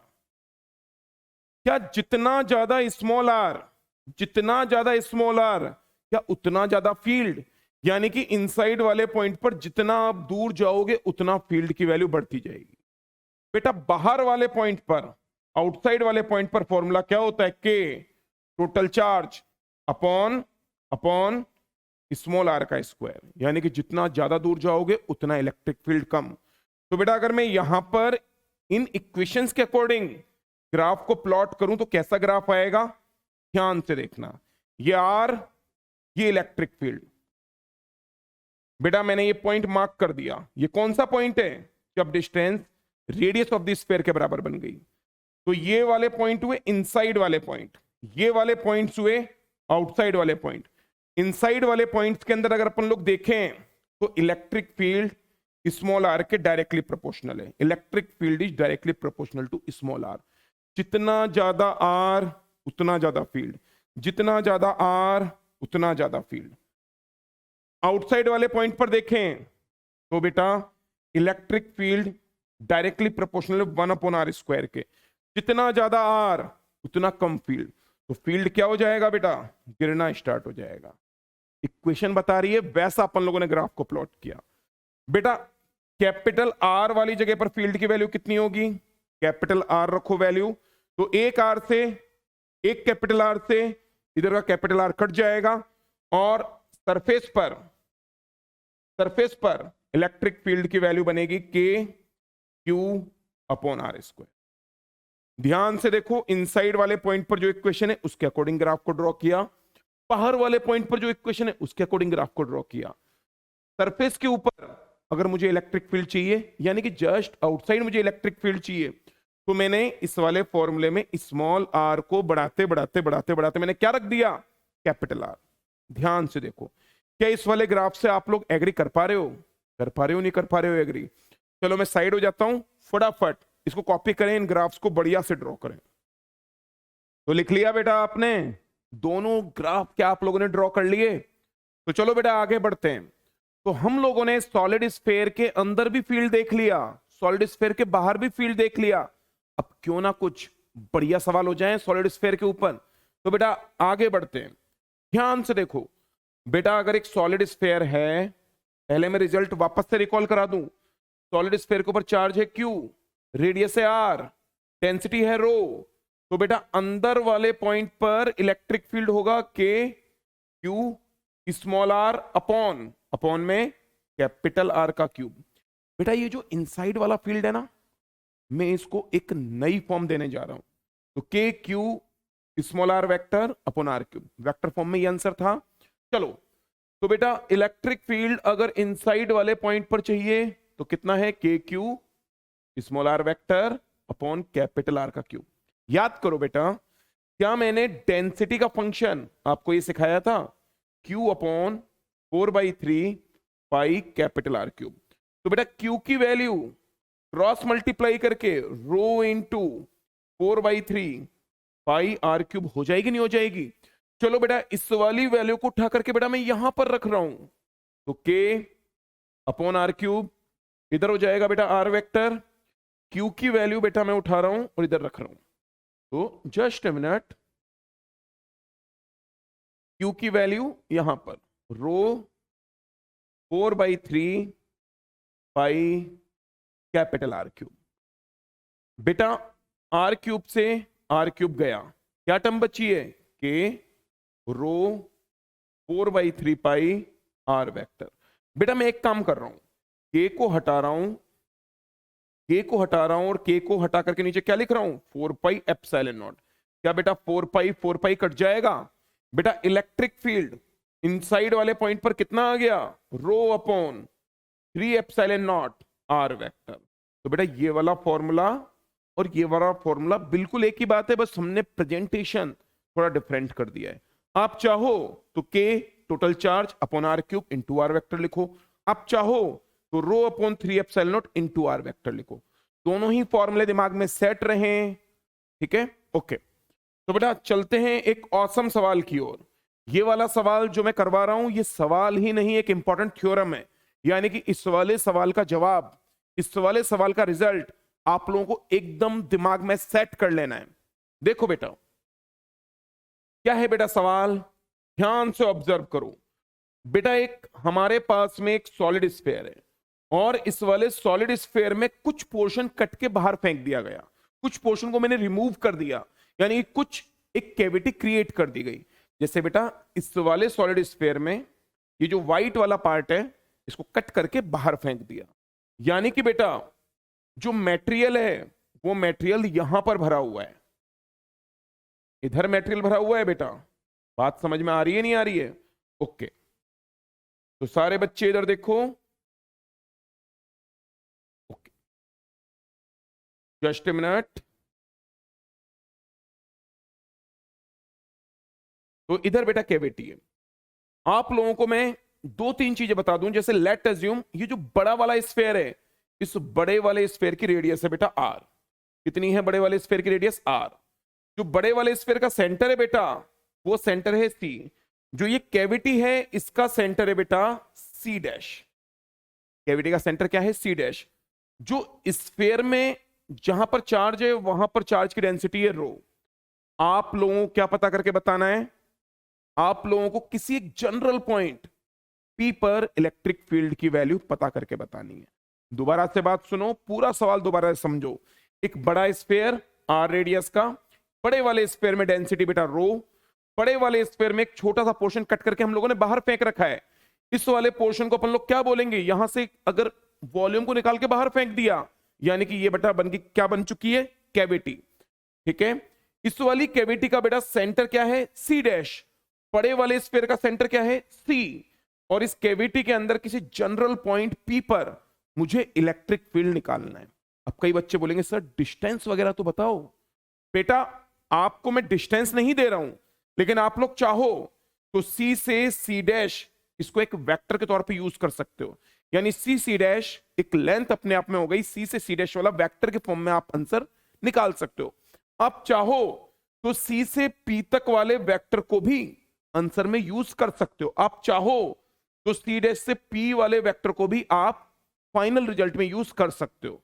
तो मैं डायरेक्टली तो कोई डिस्टेंस नहीं दे रहा हूं, लेकिन आप C C dash vector, C P vector, C dash P vector, इन वेक्टर्स का आप लोग आराम से रिजल्ट में यूज करो। तो बेटा इस वाले सवाल को चलो हम लोग ट्राई करने जाते हैं। सवाल क्या है अगेन एक्सप्लेन कर रहा हूं। बड़ा सॉलिड स्फीयर, उसमें एक खाली जगह है, कैविटी है। कैविटी में किसी पी पॉइंट पर मुझे इलेक्ट्रिक फील्ड पूछा जा रहा है। तो बेटा इसके दो मेथड हैं। हम लोग पहले मेथड नंबर 1 देख रहे हैं। अब कहने को दो मेथड है, मैथ्स एक जैसी बनेगी, बस बोलने का तरीका अलग हो जाएगा। दोबारा मेरी बात सुनना, मैथ्स एक जैसी बनेगी, बस मैं बोलूंगा अलग अलग बात। ठीक है, तो मेथड नंबर 1 में हम लोग क्या कह रहे हैं कि अगर इस तरह का सिस्टम तैयार करना है तो आप एक बड़ा स्फीयर लो और उस बड़े स्फीयर के कारण पी पॉइंट पर फील्ड लिखो। फिर क्या करना, एक छोटा स्फीयर के कारण भी फील्ड लिखो और उसको माइनस कर दो। बाउंसर लग गया ना? दोबारा बात सुनो बेटा, हमको इस वाले सिस्टम के कारण पी पॉइंट पर इलेक्ट्रिक फील्ड लिखना है। कैसे बनेगा ये वाला सिस्टम? बेटा क्या मैं ऐसे सोचूं कि एक बड़ा स्फीयर लिया, उसमें से छोटा स्फीयर माइनस कर दिया, बड़ा स्फीयर लेके छोटे वाले स्फीयर को माइनस कर दिया। तो बेटा अगर मुझे पी पॉइंट पर इलेक्ट्रिक फील्ड निकालना है तो क्या मैं ऐसे बोलूं कि इलेक्ट्रिक फील्ड मैं बड़े वाले स्फीयर के कारण लिखूंगा और फिर छोटे वाले स्फीयर के कारण जो इलेक्ट्रिक फील्ड है उसको माइनस कर दूंगा। स्मॉलर स्फीयर जो इलेक्ट्रिक फील्ड क्रिएट कर रहा है, स्मॉलर स्फीयर ने जो इलेक्ट्रिक फील्ड क्रिएट करा है उसको मैं माइनस कर दूंगा। बड़े वाले स्फीयर के कारण फील्ड लिखा, छोटे वाला स्फीयर के कारण इलेक्ट्रिक फील्ड को माइनस कर दिया, यानी कि इस डिजाइन के लिए इलेक्ट्रिक फील्ड पी पॉइंट में मिल जाएगा। इस वाली डिजाइन के लिए पी पॉइंट पर इलेक्ट्रिक फील्ड बड़े आराम से हमको मिल जाएगा। चलो फटाफट इसको ट्राई करते हैं। सारे बच्चे मुझे ये बताओ, अगर पूरा कंप्लीट बड़ा स्फीयर था, पूरे कंप्लीट बड़े वाले स्फीयर के अंदर डेंसिटी थी मान लो रो के बराबर, तो पी वाले पॉइंट पर जो बड़ा वाला स्फीयर इलेक्ट्रिक फील्ड क्रिएट करेगा बेटा वो कितना हो जाएगा? Rho upon 3 epsilon naught centre C से पी तक का vector CP vector, rho upon 3 epsilon naught centre C से पी तक का वेक्टर सीपी वेक्टर। क्या ये बड़े वाले कंप्लीट स्फीयर के कारण मैंने पी पॉइंट पर फील्ड लिख दिया है? क्या अब मुझे इस छोटे से एक स्फीयर के कारण फील्ड लिख के उसको माइनस करना पड़ेगा? क्योंकि एक्चुअल में यहां पर है ही नहीं कुछ भी, ये तो खाली जगह है। तो मुझे इधर एक स्फीयर विजुलाइज करके उसके कारण फील्ड लिख के उसको माइनस करना पड़ेगा ताकि कैविटी वाला इफेक्ट आ पाए। तो बेटा मैं क्या कर रहा हूं, ध्यान से सुनना। इधर एक छोटा सा स्फीयर है, उस छोटे से स्फीयर के कारण अगर मैं फील्ड लिखूंगा तो कितना आएगा, रो अपॉन 3 एप्सिलॉन नॉट। और छोटे वाले स्फीयर के सेंटर से पी तक का वेक्टर कितना हो गया, C dash P vector, C dash P vector. तो बेटा इसको अगर सिंप्लीफाई करोगे तो रो अपॉन 3 एप्सिलॉन नॉट आपने ले लिया कॉमन, यहां पर क्या बन जाएगा, सीपी वेक्टर। यहां पर क्या बन जाएगा बेटा, C dash P vector, CP vector minus C dash P vector. अब कोई बच्चा बोले सर इस वाले वेक्टर का रिजल्ट क्या आएगा, ध्यान से देखो बेटा, ये पॉइंट हुआ सी, ये वाला पॉइंट हुआ पी, ये वाला पॉइंट हुआ सी डैश, ये वाला वेक्टर हुआ सी सी डैश वेक्टर, ये वाला वेक्टर हुआ बेटा सी डैश पी वेक्टर, ये वाला वेक्टर हुआ बेटा सीपी वेक्टर। अगर मैं triangle law of vector addition लगाऊं तो अपन लोग क्या बोलेंगे, इस वाले वेक्टर को जोड़ोगे तो सीपी वेक्टर बनेगा। बाउंसर लग रहा है क्या, इधर देखो बेटा, अगर आप इस वाले वेक्टर में ये वाला वेक्टर जोड़ोगे तो आपको सीपी वेक्टर मिलेगा। देखो इधर ध्यान से, तो मैं इसी को मैथमेटिकली लिख रहा हूं कि भाई सी सी डैश वेक्टर में सी डैश पी वेक्टर को जोड़ोगे तो सीपी वेक्टर मिल जाएगा। यानी कि बेटा अगर मैं इसको और सिंप्लीफाई करूं तो सी सी डैश वेक्टर बेटा क्या बनेगा, CP vector minus C dash P vector. क्या बेटा यहां पर CP vector minus C dash P vector है, और इसकी वैल्यू कितनी है, सी सी डैश वेक्टर के बराबर। तो मैं क्या बोलूंगा, ये वैल्यू बन गई rho upon 3 epsilon naught C C dash vector. ये हमारा फाइनल रिजल्ट आया। वापस से एक्सप्लेन कर रहा हूं बेटा, एक्चुअल डिजाइन क्या है, एक्चुअल डिजाइन है बड़ा वाला स्फीयर, उसमें एक है कैविटी। तो मैंने कैविटी में एक जनरल पॉइंट पी लिया, इस वाले पी पॉइंट पर मुझे इलेक्ट्रिक फील्ड निकालना है। कैसे निकलेगा इलेक्ट्रिक फील्ड, बेटा हम लोग विजुलाइज करेंगे कि पूरा एक बड़ा स्फीयर कंप्लीट है, उस बड़े वाले स्फीयर के कारण मैंने फील्ड लिखा, फिर एक छोटा स्फीयर हटाना है तो छोटे वाले स्फीयर के कारण फील्ड लिख के मैंने उसको माइनस कर दिया, ताकि बड़े वाले स्फीयर में से छोटा वाला स्फीयर रिमूव हो गया और मुझे इस वाले पी पॉइंट पर इलेक्ट्रिक फील्ड की वैल्यू मिल गई। अगर ये वाला तरीका बाउंसर लग रहा है, wait for the second method. Second method क्या पता आपको ज्यादा बेटर तरीके से एब्जॉर्ब हो पाए। तो बेटा इसी सवाल को मेथड नंबर 2 से करने अपन लोग अगले पेज पे जा रहे हैं। मैं फिर से सिमिलर डिजाइन को ड्रॉ कर रहा हूं। ये बेटा स्फीयर है और इस वाले स्फीयर के अंदर अपन लोग एक कैविटी बना रहे हैं, ये कैविटी हो गई। ध्यान से देखो बेटा, जो बड़ा वाला स्फीयर है उसमें मटेरियल भरा हुआ है, बड़े वाले स्फीयर की रेडियस आर, बड़े वाले स्फीयर में डेंसिटी रो, बड़े वाले स्फीयर का सेंटर सी। चलो भाई सेंटर कितना हो गया बड़े वाले स्फीयर का, सी। जो कैविटी है उसका सेंटर सी डैश, और हम लोगों ने जो जनरल पॉइंट लिया है वो पॉइंट हो गया बेटा पी। यहां से जो वेक्टर आएगा it is C C dash vector, यहां से जो पी पॉइंट पर वेक्टर जाएगा इट इज सीपी वेक्टर, यहां से जो वेक्टर पी पॉइंट पर जाएगा it is C dash P vector. क्या तीनों वेक्टर क्लियर हैं? तो बेटा ये जो कैविटी वाली जगह है इधर, अब मैं क्या बोल रहा हूं, देखो एक्चुअल में कैविटी वाली जगह खाली है। क्या मैं कैलकुलेशन की सिंप्लीफिकेशन के लिए, कैलकुलेशन को इजी बनाने के लिए, क्या मैं इस वेकेंट पोजीशन, इस वाली कैविटी में एक बार, इस वाली कैविटी के अंदर एक बार प्लस रो डेंसिटी का चार्ज भर दूं और एक बार माइनस रो डेंसिटी का चार्ज भर दूं? इफेक्टिवली मैंने कोई चार्ज नहीं भरा है। एक बार प्लस में चार्ज, एक बार माइनस में चार्ज भरोगे तो एक्चुअल में तो यार चार्ज अपन लोग जीरो भर रहे हैं, यानी कि हम लोगों ने सवाल चेंज नहीं करा है, खाली जगह थी, प्लस में चार्ज माइनस में चार्ज भरा, यानी कि नेट चार्ज जीरो भर रहे हैं। लेकिन इससे हमारा सवाल करना बहुत आसान हो जाएगा। कैसे? देखो बेटा अगर आप एक बार प्लस में चार्ज इस वाली कैविटी में भरोगे तो क्या पूरा का पूरा बड़ा स्फीयर प्लस रो डेंसिटी का तैयार हो चुका है हमारे पास में। तो हम लोग क्या बोलेंगे, हम लोग बोलेंगे कि इलेक्ट्रिक फील्ड अगर पी पॉइंट पे चाहिए तो एक बार प्लस रो भरोगे तो बड़ा वाला स्फीयर तैयार होगा, यानी कि इलेक्ट्रिक फील्ड बड़े वाले स्फीयर के कारण पी पॉइंट पे, कैपिटल आर रेडियस का बड़ा वाला स्फीयर, उसके कारण अपन लोग क्या करेंगे, पी पॉइंट पर फील्ड निकालेंगे। बड़ा वाला स्फीयर कैसा है बेटा, बड़ा वाला स्फीयर है जिसकी डेंसिटी है रो के बराबर। ओके, तो भाई एक बार प्लस रो भरी, बड़ा वाला स्फीयर तैयार हो गया। अब बेटा जब आप माइनस रो भरोगे तो ये छोटा सा एक माइनस रो डेंसिटी का स्फीयर तैयार हो जाएगा। तो हम लोग क्या बोलेंगे कि माइनस रो डेंसिटी का जो छोटा सा स्फीयर तैयार हुआ है इसके कारण भी पी पॉइंट पर फील्ड लिखना पड़ेगा। Field due to smaller sphere, और उस वाले स्मॉलर स्फीयर का जो चार्ज डेंसिटी है बेटा वो कैसी है, माइनस रो वाली। हम लोगों ने खाली जगह पे प्लस रो माइनस रो भरा, प्लस रो को बड़े वाले स्फीयर के साथ मिलाया, बड़ा वाला स्फीयर कंप्लीट हो गया, बड़े वाले स्फीयर के कारण पी पॉइंट पर फील्ड लिखा। फिर केविटी के अंदर बेटा माइनस रो भरा तो एक छोटा सा माइनस रो डेंसिटी का स्फीयर तैयार हो गया, फिर माइनस रो डेंसिटी के स्फीयर के कारण पी पॉइंट पर फील्ड लिखा। कंफ्यूजन हो रहा है ना, दोबारा बात करें बेटा, है तो खाली जगह, प्लस रो माइनस रो भर के हमने खाली जगह को खाली जगह ही रखा है। बस जब बड़ा वाला स्फीयर तैयार हो रहा है तो हम लोग फॉर्मूला लिख पा रहे हैं, जब छोटा वाला माइनस रो का स्फीयर तैयार हो रहा है तो हम लोग फॉर्मूला लिख पा रहे हैं। हमारा काम आसान बन रहा है, मैथमेटिकली हम लोग एम्पावर हो पा रहे हैं, मैथमेटिकली हमारे लिए इजी हो रही हैं चीजें। तो बेटा चलो फटाफट पी पॉइंट पे इलेक्ट्रिक फील्ड लिखें बड़े वाले स्फीयर के कारण। तो अब आप ही बताओ, अगर पूरा बड़ा स्फीयर है रो डेंसिटी का, कितना इलेक्ट्रिक फील्ड आएगा, रो अपॉन 3 एप्सिलॉन नॉट। बड़े वाले स्फीयर के सेंटर से पी पॉइंट तक का वेक्टर सीपी वेक्टर। बेटा छोटा वाला स्फीयर माइनस रो डेंसिटी का, इसके कारण फील्ड लिखूंगा तो क्या आएगा, minus rho density upon 3 epsilon not. छोटे वाले स्फीयर के सेंटर से पी तक का वेक्टर क्या हो गया, C dash P vector, C1 C dash कुछ भी बोल दें।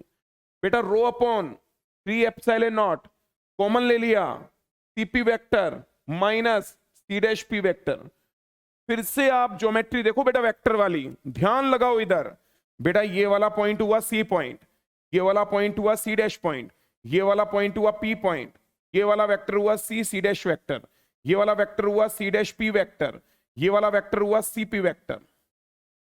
अगर मैं ज्योमेट्री देखूं triangle law of vector addition की अगर मैं बात करूं तो मैं क्या बोलूंगा कि सी डैश वेक्टर में सी डैश पी वेक्टर जोड़ोगे तो सीपी वेक्टर मिलेगा। क्या मैं लिख दूं, सी डैश वेक्टर में सी डैश पी वेक्टर को जोड़ोगे तो सीपी वेक्टर मिल जाएगा। यानी कि बेटा अगर हम लोग देखें तो सी डैश वेक्टर बेटा क्या होगा, CP vector minus C dash P vector. तो बेटा इधर देखें CP vector minus C dash P vector की value rho upon 3 epsilon naught C dash vector हो जाएगी। क्या मैं एग्री कर पा रहा हूं आप लोगों को, क्या आप लोग एग्री हो पा रहे हो? तो वापस से बेटा वही रिजल्ट आ गया जो रिजल्ट मेथड नंबर 1 से आया था। मेथड नंबर 1 में बड़े स्फीयर में से छोटे स्फीयर को माइनस कर दिया, सेकंड मेथड में खाली जगह में एक बार प्लस रो एक बार माइनस रो भरा। बात क्या हो रही है, दोनों में से कोई भी मेथड देख लो, मैथ्स एकदम सिमिलर है, आंसर एकदम सिमिलर आएगा, बस बोलने का समझने का तरीका चेंज हो रहा है, सोचने का तरीका चेंज हो रहा है। आप क्या सोच के क्या विजुलाइज करके मैथ्स लिख रहे हो वो चीज चेंज हो रही है। पहले वाले केस में बड़े में से छोटा स्फीयर माइनस, सेकंड केस में खाली जगह के अंदर प्लस चार्ज माइनस चार्ज भरा, दैट्स ऑल। ओके, अभी भी कई लोगों को अंदाजा नहीं लग पा रहा है कि ये रिजल्ट कितनी इंपॉर्टेंट बातें कह के जा रहा है।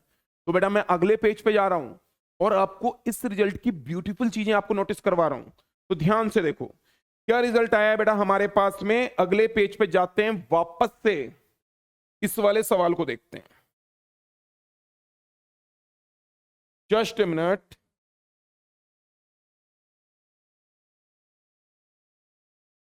बेटा ये फिर से मैंने कैविटी बना दी। क्या रिजल्ट आया हमारे पास में, ध्यान से इधर देखो। अगर ये वाला पॉइंट है सी पॉइंट, ये वाला पॉइंट है सी डैश पॉइंट, और ये कोई जनरल पॉइंट है पी, तो बेटा इस वाले पी पॉइंट पर जो इलेक्ट्रिक फील्ड आ रहा है उसकी वैल्यू है rho upon 3 epsilon naught C C dash vector. क्या बेटा, रो अपॉन 3 एप्सिलॉन नॉट, ये वैल्यू तो फिक्स हो गई। सी सी डैश वेक्टर की वैल्यू ये भी फिक्स हो गई। यानी कि बेटा पी पॉइंट में कहीं भी लूं, कहीं पर भी जनरल पॉइंट ले लूं, ये पी पॉइंट यहां के बजाय मैंने यहां लिया होता या यहां के बजाय यहां लिया होता तो भी रिजल्ट यही आता, रो अपॉन 3 एप्सिलॉन सी सी डैश वेक्टर। यानी कि बेटा मैं पॉइंट कहीं पर भी लूं, वैल्यू इन डायरेक्शन यही आने वाली है। डायरेक्शन क्या हो जाएगी बेटा, सी सी डैश वेक्टर वाली, सी सी डैश वेक्टर। यानी कि अगर बेटा मैं इस पूरी कैविटी में इलेक्ट्रिक फील्ड को ड्रॉ करना चाहूं तो इलेक्ट्रिक फील्ड की वैल्यू यूनिफॉर्म आएगी in magnitude and in direction. C C dash vector की तरफ बेटा फील्ड आने वाला है, हर जगह फील्ड एकदम बराबर होगा, एकदम बराबर होगा। लिख लो कि ये पूरी की पूरी वैल्यू कांस्टेंट है in magnitude, constant in magnitude and same in direction, same in direction at every point of the cavity, at every point of the cavity, of the cavity। यानी कि बेटा कैविटी के किसी भी पॉइंट पर जाओगे, कोई भी जनरल पॉइंट लोगे, आपको इलेक्ट्रिक फील्ड मिलेगा rho upon 3 epsilon naught C C dash vector. कहीं पर भी हो पॉइंट, इधर हो इधर हो इधर हो, हर जगह पे सेम। एग्री कर पा रहे हो? ये सवाल बहुत ही बेहतरीन, बहुत ही खूबसूरत सवाल है, ठीक है, बहुत इंपॉर्टेंट है ये सवाल। इसके रिजल्ट आप लोगों को याद ही रहने चाहिए, ठीक है। आगे बढ़े, क्या एक और सवाल कर लें बेटा? इसी तरह का एक और सवाल करते हैं। चलो बेटा मैं आगे बढ़ता हूं और एक और सवाल कर रहे हैं। और ये वाला सवाल मैं आज सॉल्व नहीं करूंगा, ये सवाल बेटा आप लोगों को घर से ट्राई करना है। अगली क्लास में आप लोगों को बताऊंगा इसका सॉल्यूशन। सोच के आना बेटा अगले सवाल को। तो अगला सवाल है आप लोगों का होमवर्क। तो होमवर्क के लिए बेटा इस वाले सवाल को नोट करें। बेटा ये एक स्फीयर है, इस वाले स्फीयर को आप ऐसा मानो कि ये प्लस रो डेंसिटी का क्लाउड से बना हुआ है। What is the meaning of cloud? जैसे बेटा बादल नहीं होते हैं, क्लाउड्स, बादल, बारिश वाले बादल, ऐसे ही बादलों से ये वाला स्फीयर तैयार है। और इस वाले स्फीयर की रेडियस है बेटा आर। इस वाले स्फीयर की रेडियस कितनी है बेटा? आर। डेंसिटी कितनी है बेटा इसकी? प्लस रो। ऐसे ही बेटा एक और स्फीयर है हमारे पास में, ध्यान से देखो, ये हमारे पास में एक और स्फीयर हो गया। इस वाले स्फीयर की रेडियस कितनी है? इसकी रेडियस भी सेम आर। लेकिन ये वाला स्फीयर जिस क्लाउड से बना हुआ है, वो वाले बादल, वो वाला क्लाउड माइनस रो डेंसिटी के चार्ज वाला है। पहला वाला sphere R radius rho charge, second वाला sphere R radius minus rho charge. और बेटा हम लोगों ने इन दोनों क्लाउड्स को, दोनों स्फेरिकल क्लाउड्स को पकड़ के मर्ज कर दिया। तो बेटा इनको अगर मर्ज कर देंगे क्या होगा? ध्यान से देखो, इस वाले स्फीयर को मर्ज कर दोगे तो क्या हो जाएगा? फील करना, इस वाले इलाके में क्लाउड नंबर 1 है, यानी कि इस वाले इलाके में प्लस रो डेंसिटी। इस वाले इलाके में सेकंड वाला क्लाउड है, यहां पर माइनस रो डेंसिटी। बीच वाले इलाके में plus rho minus rho density के बेटा क्लाउड्स मिक्स हो गए, यानी कि बीच वाले इलाके के अंदर डेंसिटी क्या हो जाएगी? 0। पहले वाले क्लाउड का सेंटर हो गया सी, सेकंड वाले क्लाउड का सेंटर हो गया सी डैश। ओके, सी से सी डैश तक की जो डिस्टेंस है दैट इज 1.5 आर। फिर से मैं एक काम कर रहा हूं बेटा, आपको कोई एक जनरल पॉइंट पी दे रहा हूं। इस वाले जनरल पॉइंट पी पर आप लोगों को इलेक्ट्रिक फील्ड का फंक्शन वेक्टर फॉर्म में बताना है। Find out the value of electric field eight point P. P point कहां पर है? बीच वाले रीजन में, मर्जिंग वाले रीजन में, जहां पर प्लस और माइनस डेंसिटी के क्लाउड्स आकर के मर्ज हो रहे हैं। क्या छो पा रही है बातें? डरावना तो नहीं लग रहा है सवाल? बिल्कुल डरावना नहीं है। ध्यान से पिछले वाले सवाल को देखना, उसी सवाल के कॉन्सेप्ट्स को फिर से अप्लाई करना, एकदम इजी लगेगा, विश्वास करो इजी है, ठीक है। तो बेटा ये वाला सवाल ट्राई करेंगे घर पे, होमवर्क में इस वाले सवाल को ढंग से ट्राई करो, शिद्दत से। मुझे लगता है 4-5 मिनट में कर लोगे, इससे ज्यादा टाइम नहीं लगेगा। पिछला वाला सवाल वापस से देखो, फिर से ट्राई करना, अगर एक बार में नहीं होता है पिछले वाले सवाल को, सॉल्यूशन को देखो, उससे आप इंस्पायर होंगे तो ये सवाल इजीली हो जाएगा। तो बेटा अब अपन लोग आगे बढ़ रहे हैं और आगे जा रहे हैं बेटा इलेक्ट्रिक लाइन ऑफ फोर्सेस के ऊपर। क्या होती है बेटा इलेक्ट्रिक लाइन ऑफ फोर्सेस, चलो समझते हैं। तो बेटा इलेक्ट्रिक लाइन ऑफ फोर्सेस वास्तव में बेटा एग्जिस्ट ही नहीं करती है, कोई रियल चीज नहीं है। These are imaginary lines. तो इमेजिनरी लाइंस है तो हमने इनको पढ़ क्यों रहे हैं, क्यों हमने इनको बनाया, क्यों इनको स्टडी कर रहे हैं बेटा? क्योंकि इलेक्ट्रिक फील्ड को रिप्रेजेंट करने के लिए, इलेक्ट्रिक फील्ड की पिक्चर समझाने के लिए, इलेक्ट्रिक फील्ड की डायग्राम बनाने के लिए हम लोगों ने इसका आविष्कार किया है, इसको क्रिएट करा है। ठीक है, जैसे एग्जांपल के तौर पे बेटा अगर ये कोई प्लस में चार्ज है क्यू, तो प्लस के चार्ज से इलेक्ट्रिक फील्ड कहां होता है? आउटवर्ड। अब मैं कैसे बनाऊं इसको, कैसे शो करूं मैं इलेक्ट्रिक फील्ड को? तो मैं लाइंस बना करके शो कर रहा हूं कि एक इलेक्ट्रिक फील्ड बाहर की तरफ जा रहा है। यही मेरे को प्रेजेंटेशन समझ में आ रहा है। तो इसी प्रेजेंटेशन को अपन लोग क्या बोलते हैं कि जो लाइंस निकल के बाहर जा रही हैं, जो इलेक्ट्रिक फील्ड को दिखा रही हैं, ये लाइंस क्या है? Electric line of force. In lines को क्या बोलेंगे? Electric lines of force, short में ELOF। देखो बेटा ये लाइन क्या कह रही है? The line of force in an electric field is an imaginary line. जैसा मैंने बताया रियली में ये होती ही नहीं है। ये कैसी लाइन से? एकदम इमेजिनरी। आगे क्या बात कर रहा है कि tangent to which at any point will give the direction of electric field. क्या कहना चाह रहा है ये कि अगर कोई भी इलेक्ट्रिक लाइन ऑफ फोर्स है बेटा हमारे पास में, तो इस वाली इलेक्ट्रिक लाइन ऑफ फोर्स के किसी भी पॉइंट पर अगर आप टेंजेंट बनाओगे तो टेंजेंट से आपको क्या मिलेगी? इलेक्ट्रिक फील्ड की डायरेक्शन। जैसे बेटा मुझे यहां पर इस वाले पॉइंट पर इलेक्ट्रिक फील्ड चाहिए, तो इलेक्ट्रिक लाइन ऑफ फोर्स की डायरेक्शन में मैं क्या करूंगा? एक टेंजेंट बनाऊंगा और ये वाली टेंजेंट मुझे क्या दे देगी? इलेक्ट्रिक फील्ड की डायरेक्शन। जैसे बेटा मुझे इस वाले पॉइंट पर इलेक्ट्रिक फील्ड चाहिए, तो इलेक्ट्रिक लाइन ऑफ फोर्स के ऊपर टेंजेंट बनाई, मुझे क्या मिल गई बेटा? इलेक्ट्रिक फील्ड की डायरेक्शन। आगे भी इस बात को वापस से डिस्कस करेंगे, दोबारा से डेप्थ में समझेंगे। तो बेटा मैं आगे बढ़ता हूं। अब हम लोग कुछ इंपॉर्टेंट बातें, कुछ properties electric line of forces की डिस्कस करने जा रहे हैं। आगे बढ़ जाएं बेटा, ध्यान से देखो। अगला इंपॉर्टेंट पॉइंट क्या कह रहा है, साथ में रीड करते हैं बेटा। पहला पॉइंट कह रहा है the line of forces originates out from the positive charge and terminate on the negative, और it will originate from the positive charge and terminates at infinity, or it will originate from the infinity and terminate on the negative charge। Bouncer लग गया? चलो मैं समझाता हूं, घबराने की कोई बात नहीं है। इधर देखो बेटा, हम क्या कह रहे हैं बेटा? हम ये बात बोल रहे हैं कि अगर कहीं पर एक प्लस में चार्ज है और कहीं पर एक माइनस में चार्ज है, तो इलेक्ट्रिक लाइन ऑफ फोर्सेस बेटा क्या करेंगी? प्लस से निकलेंगी और माइनस पे आकर खत्म होंगी। प्लस से निकल के माइनस पे आकर खत्म हो रही है, प्लस से निकल के माइनस पे आकर के खत्म हो रही है, इस तरीके से। अगली लाइन क्या कह रही है? वापस से पीछे जाते हैं, अगली लाइन को पढ़ते हैं। अगली लाइन कह रही है if there is only positive charge, अगर दुनिया में एक अकेला पॉजिटिव चार्ज ही रखा हुआ है, तो उस पॉजिटिव चार्ज से लाइन निकलेंगी और कहां जाएंगी? इंफिनिटी पे।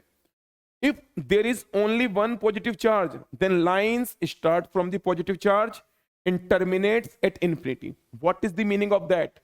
इसका मतलब है कि अगर दुनिया में केवल एक प्लस का चार्ज हो, तो बेटा क्या होगा?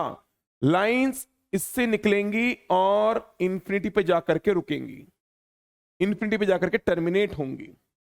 कहां पर जाकर के? इंफिनिटी पे जाकर के। इस तरह की डिजाइन। अगली लाइन क्या कह रही है बेटा? अगली लाइन कह रही है कि अगर दुनिया में ओनली एक नेगेटिव चार्ज है, तो electric line of forces infinity से स्टार्ट होंगी और नेगेटिव चार्ज पे जाकर खत्म होंगी। क्या है इसका मतलब? देख लेते हैं।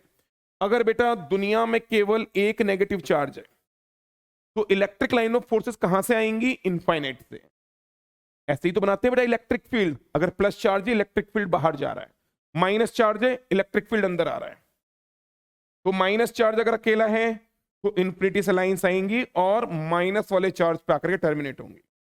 कैच कर पा रहे हो बेटा? चलो आगे बढ़ते हैं।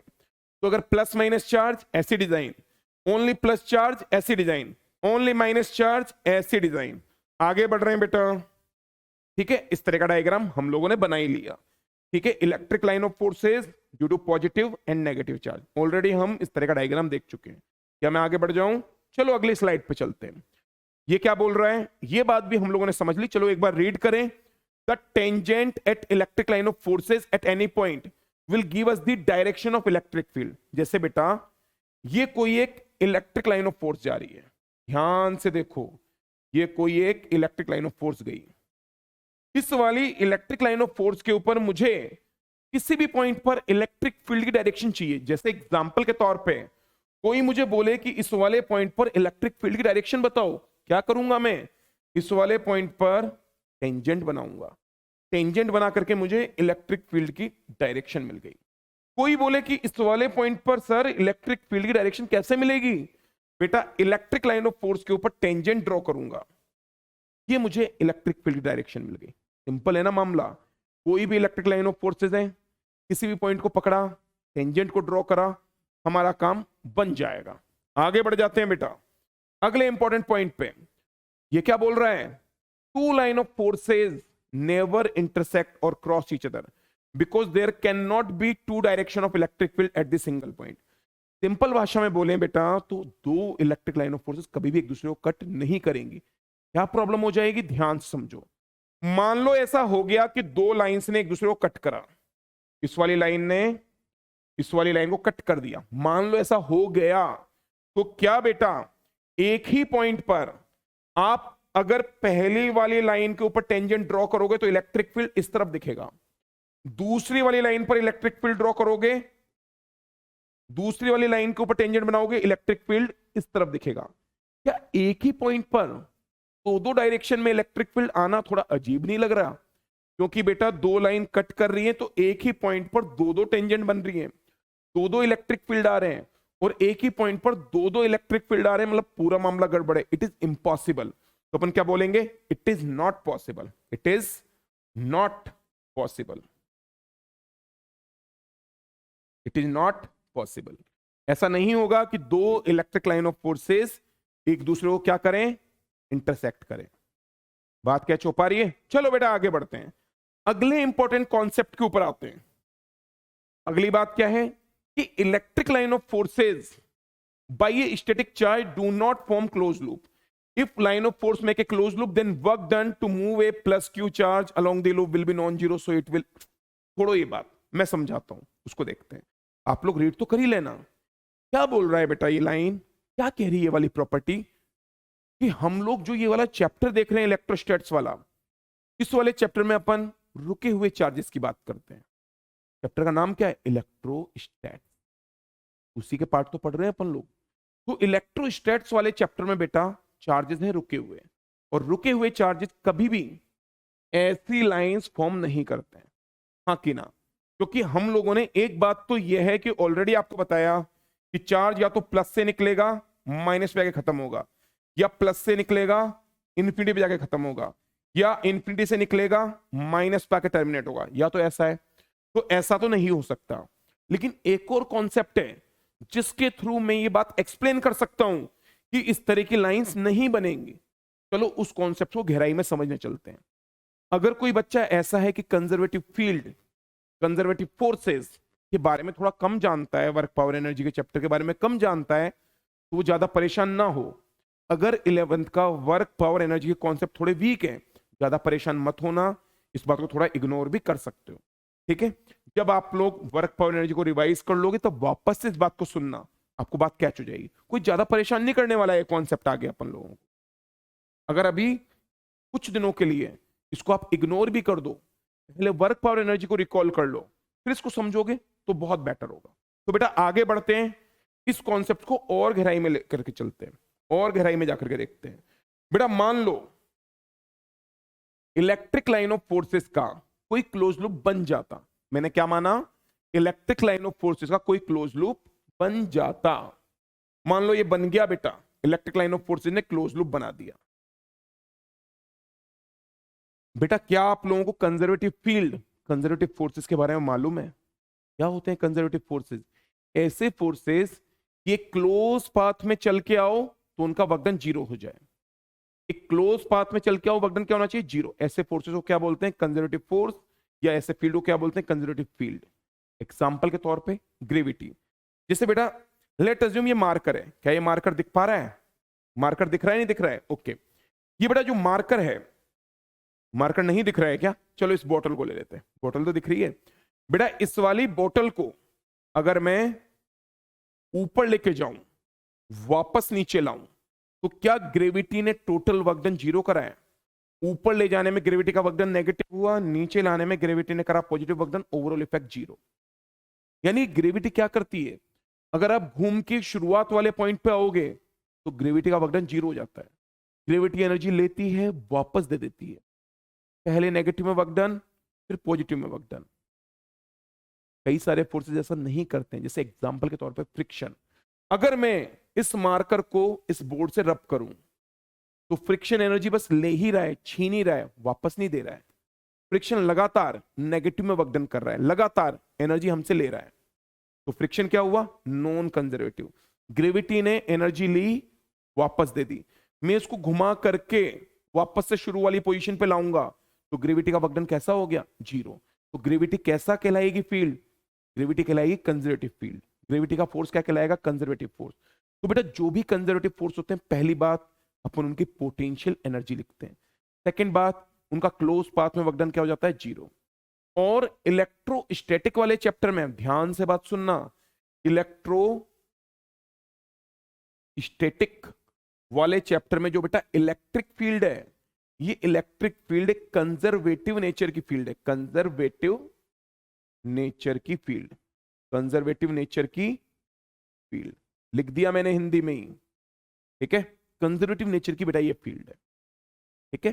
कई बच्चे बोलेंगे सर हमको हिंदी नहीं आती है, कोई बात नहीं, कंजर्वेटिव नेचर की ये फील्ड है, चलो ऐसे लिख देना, कंजर्वेटिव नेचर की फील्ड, ओके। तो बेटा ये जो इलेक्ट्रोस्टैटिक वाले चैप्टर में जो फील्ड है, ये कंजर्वेटिव नेचर की फील्ड है, यानी कि इलेक्ट्रोस्टैटिक फील्ड के अंदर अगर हम लोग घूमे तो एक क्लोज पाथ के अंदर वर्क डन क्या आना चाहिए, जीरो। चलो इस वाले फील्ड में घूम के देखते हैं। तो बेटा अगर आपने एक प्लस क्यू चार्ज को पकड़ के आपने बेटा इसको इधर चलाया तो फोर्स लगेगा फील्ड की डायरेक्शन में, फील्ड है इधर, प्लस का चार्ज है तो फोर्स भी लगेगा इधर, फोर्स इधर, डिस्प्लेसमेंट इधर, वर्क डन आ रहा है पॉजिटिव, पॉजिटिव वर्क डन। फिर भी आप नहीं माने, आपने और चलाया इधर, फोर्स लगा इधर, डिस्प्लेसमेंट हुआ इधर, फिर से वर्क डन पॉजिटिव। आगे बढ़ते हैं, फिर से आपने चलाया, फिर से फोर्स इधर, डिस्प्लेसमेंट इधर, फिर से पॉजिटिव वर्क डन। ऐसे आप चलाते गए चलाते गए चलाते गए, घूम के आप शुरू वाली पोजीशन पे पहुंचे, लेकिन हर जगह पे वर्क डन कैसा आ रहा था, positive work done, positive work done, positive work done, positive work done. तो बेटा अगर ऐसा फील्ड हुआ तो घूम के जब आप क्लोज पाथ कंप्लीट करोगे तो वर्क डन जीरो नहीं हो रहा है, वर्क डन कुछ आ रहा है। तो ऐसा तो कंजर्वेटिव फील्ड में नहीं हो सकता है ना, यानी ऐसा फील्ड तो नहीं आ सकता है। कंफ्यूज हो गए, दोबारा से बात समझो बेटा। अगर ऐसा क्लोज पाथ वाला फील्ड होता और अगर आप एक पॉइंट चार्ज को लेकर के इस वाले फील्ड में पूरे में चलाते तो हर एक छोटे छोटे पाथ के अंदर work done positive positive positive positive करके आ रहे थे, यानी कि टोटल वर्क डन एक क्लोज पाथ में नॉन जीरो आ रहा था। तो एक कंजर्वेटिव फील्ड के अंदर नॉन जीरो वर्क डन नहीं आता है बेटा क्लोज पाथ के अंदर। बात समझ में आ रही है नहीं आ रही है? नॉन जीरो वर्क डन नहीं आता है, जीरो वर्क डन आना चाहिए था, जीरो तो नहीं आ रहा है, यानी कि ऐसा फील्ड नहीं हो सकता। अभी भी लैंग्वेज कंफ्यूजिंग लग रही है ना, हाँ कि ना? चलो दोबारा बात करते हैं बेटा। हम लोगों ने क्या बोला कि अगर ऐसा फील्ड हो, ऐसी इलेक्ट्रिक लाइन ऑफ फोर्सेस हो, तो अगर आप इस वाले चार्ज को इस वाले क्लोज पाथ में चलाओगे तो क्या हो जाएगा, वर्क डन नॉन जीरो आएगा, वर्क डन जीरो नहीं रहेगा। और बेटा अगर वर्क डन नॉन जीरो आ रहा है यानी कि ये वाला फील्ड तो नॉन कंजर्वेटिव हो गया, और हमारा इलेक्ट्रोस्टैट्स वाला फील्ड तो कंजर्वेटिव होता है, यानी कि ऐसी इलेक्ट्रिक लाइन ऑफ फोर्सेस नहीं हो सकती। These are not possible in the electrostatic chapter, or in the electrostatic condition। Electrostatic वाले चैप्टर में इलेक्ट्रोस्टैटिक कंडीशन में जो भी फील्ड आता है वो कंजर्वेटिव है, यानी क्लोज पाथ में वर्क डन 0 होना चाहिए। यहां पर 0 नहीं हो रहा है, यानी ऐसा फील्ड पॉसिबल नहीं है। हाँ कि ना? चलो आगे बढ़ते हैं। अगर अभी भी डाउट हो रहा है इग्नोर कर सकते हो, कोई बहुत ज्यादा इंपॉर्टेंट नहीं है अभी फिलहाल के लिए। ठीक है, आगे बढ़ते हैं। अब क्या बोल रहा है ये कह रहा है the number of lines per unit area, यानी कि density of the lines will represent the magnitude of electric field. यानी कि बेटा अगर कहीं पर लाइंस बहुत ज्यादा क्लोज हैं, पास पास में है, लाइंस की डेंसिटी ज्यादा है, तो यहां पर इलेक्ट्रिक फील्ड होगा हाई। यहां पर लाइंस दूर दूर है, डेंसिटी बहुत कम है, तो फील्ड क्या होगा? कम। क्या मैं और सिंपल तरीके से बात करूं? बेटा मान लो ऐसे ऐसे ऐसे ऐसे कुछ फील्ड है, तो इलेक्ट्रिक लाइन ऑफ फोर्सेस क्या इस वाले पॉइंट पर, 1 वाले पॉइंट पर नजदीक है, पास पास में, और बेटा 2 वाले पॉइंट पर ये लाइंस क्या दूर दूर है? तो अपन क्या बोलेंगे? At point number 1, at point number 1 more density of lines, more density of lines. यहां पर ज्यादा डेंसिटी में है लाइंस, तो इलेक्ट्रिक फील्ड 1 वाले पॉइंट पे ज्यादा होगा 2 वाले पॉइंट के मुकाबले। सिंपल बात। पास पास में लाइंस, ज्यादा डेंसिटी में लाइंस, ज्यादा इलेक्ट्रिक फील्ड। दूर दूर लाइन, कम डेंसिटी में लाइंस, तो कम इलेक्ट्रिक फील्ड। ठीक है, तो यहां पर भी क्या हो जाएगा? इस वाले ए पॉइंट पर इलेक्ट्रिक फील्ड होगा ज्यादा, इस वाले बी पॉइंट पर इलेक्ट्रिक फील्ड होगा कम। फटाफट नोट डाउन करो। ये डायग्राम दोनों ही बना सकते हो। फास्ट, जल्दी लिखो। आगे बढ़ते हैं बेटा, अगली प्रॉपर्टी के ऊपर जा रहे हैं। ध्यान से देखो, अगली प्रॉपर्टी क्या कह रही है? अगली प्रॉपर्टी कह रही है number of lines originating terminating at a charge is proportional to the magnitude of the charge. What is the meaning of that? समझो बात को। बेटा अगर चार्ज कम, तो कम चार्ज के कारण फील्ड भी कम, तो लाइंस भी कम। चार्ज ज्यादा तो फील्ड ज्यादा, तो लाइंस ज्यादा। क्योंकि लाइंस किसको शो कर रही हैं? फील्ड को। अगर चार्ज की वैल्यू ज्यादा लोगे तो इलेक्ट्रिक फील्ड ज्यादा होगा, तो लाइंस भी ज्यादा बनानी पड़ेंगी। तो उसी बात को ये कह रहा है कि भाई जितनी ज्यादा लाइंस बना रहे हो, मतलब चार्ज की वैल्यू भी उसी प्रोपोर्शन में ज्यादा है। या मैं रिवर्स करके बोलूं कि अगर चार्ज ज्यादा हुआ तो लाइंस भी ज्यादा ओरिजिनेट होंगी या टर्मिनेट होंगी। जैसे बेटा एग्जाम्पल के तौर पे, अगर ये चार्ज है कुछ प्लस का क्यू, इस वाले चार्ज से मान लो मैंने 4 लाइंस निकाली। अगर चार्ज डबल हो जाए प्लस का 2q, तो 4 के मुकाबले लाइंस भी क्या होंगी? डबल। यानी कि लाइंस कितनी बनेंगी बेटा? 8।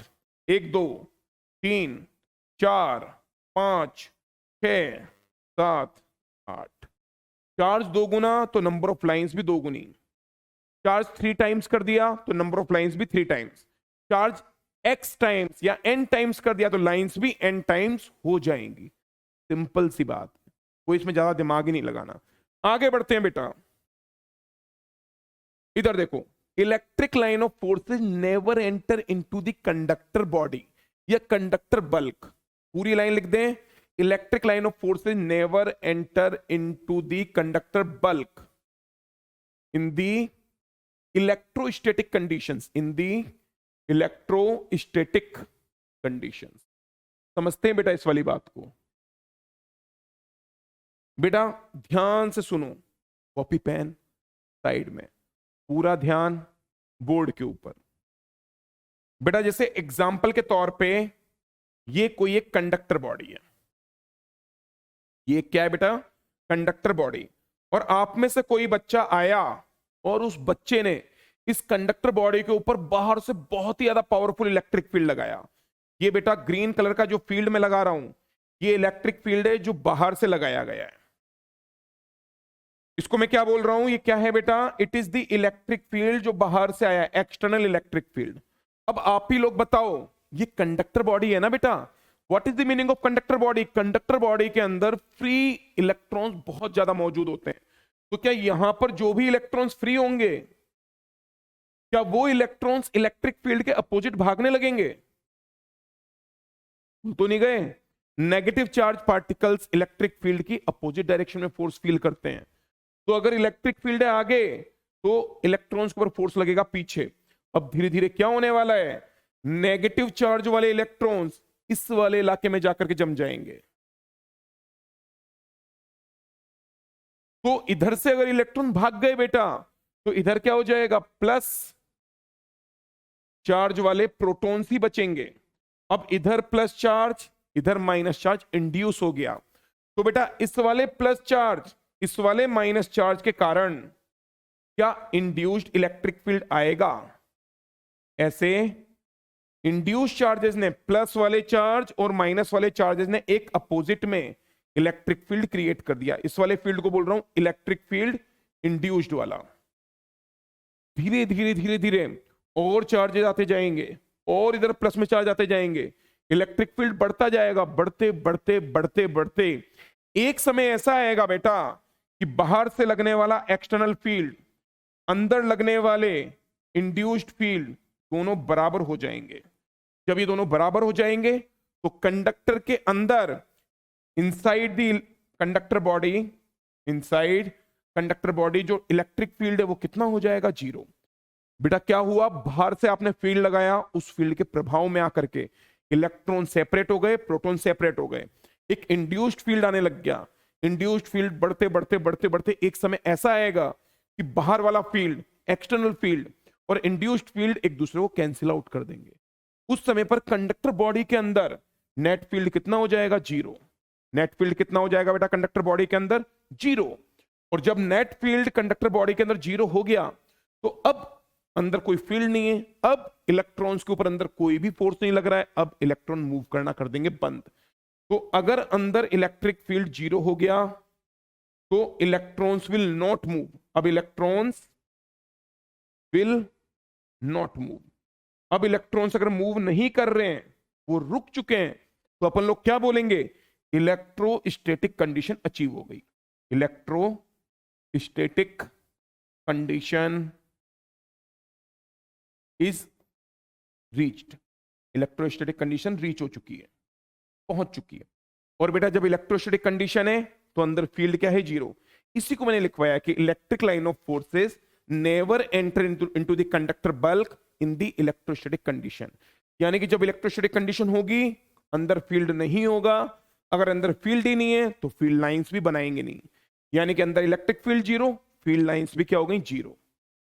बात क्या चौपा रही है, फिर से समराइज करें बेटा। कंडक्टर बॉडी के ऊपर अगर बाहर से फील्ड लगाओगे, चार्जेस इंड्यूस करेंगे, अंदर इलेक्ट्रिक फील्ड इंड्यूस होगा, इलेक्ट्रिक फील्ड इंड्यूस वाला बढ़ते बढ़ते बढ़ते बढ़ते बाहर के एक्सटर्नल फील्ड को 0 कर देगा, कैंसिल आउट कर देगा।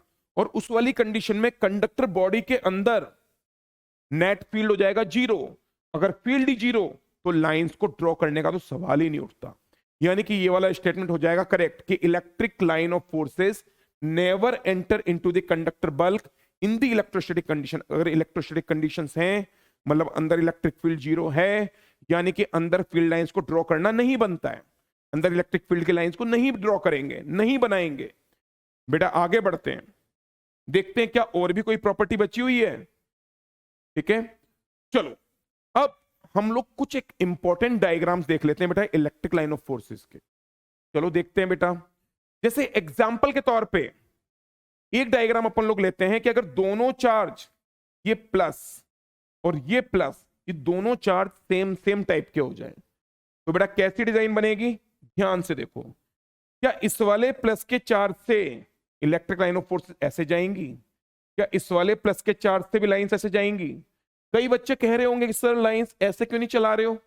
बेटा दोनों प्लस के चार्ज है, प्लस के चार्ज से लाइन केवल निकलती हैं, ओरिजिनेट होती हैं, टर्मिनेट नहीं होती हैं। तो लाइंस निकलेंगी, उनको इन्फिनिटी पे ही जाना होगा। लाइंस इधर भी निकलेंगी, उनको भी इन्फिनिटी पे जाना होगा। और भी लाइंस बनानी है, बना दो। ठीक है,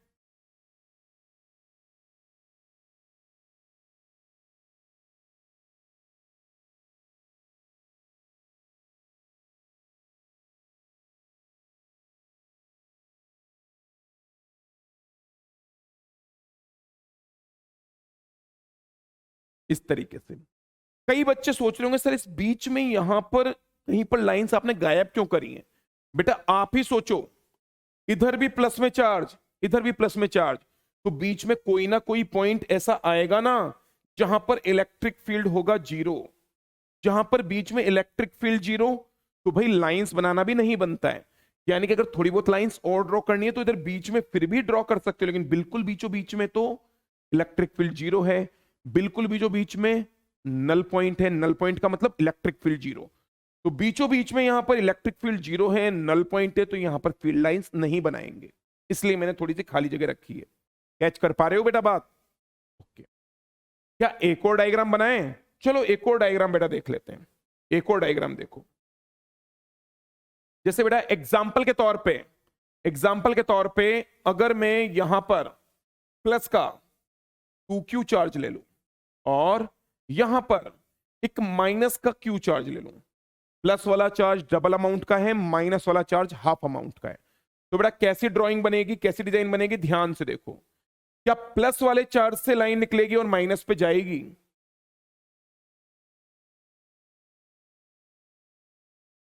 प्लस वाले चार्ज से लाइन निकलेगी और माइनस पे एंट्री करेगी। लेकिन भूलना मत, ये प्लस का चार्ज डबल अमाउंट का है, तो यहां से लाइंस डबल निकलेंगी। माइनस वाला चार्ज हाफ अमाउंट का है, तो यहां पर लाइन जो टर्मिनेट होंगी वो हाफ टर्मिनेट होंगी, तो इधर से लाइंस कुछ ज्यादा निकल रही होंगी, इधर लाइंस कम टर्मिनेट हो रही होंगी।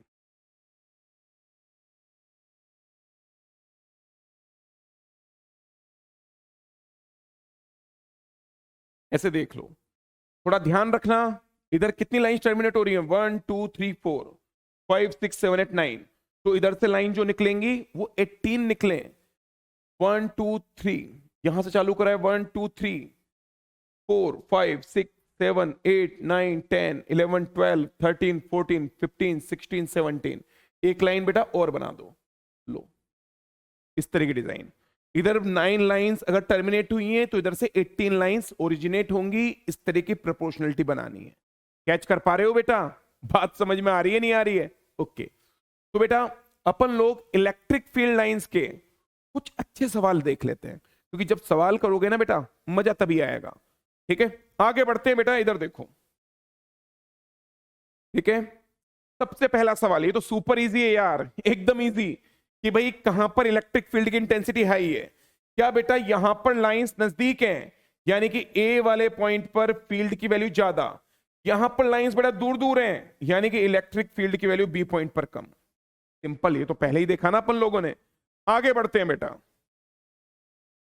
ये वाला सवाल देखो, if A charge is released in the electric field will it follow lines of force?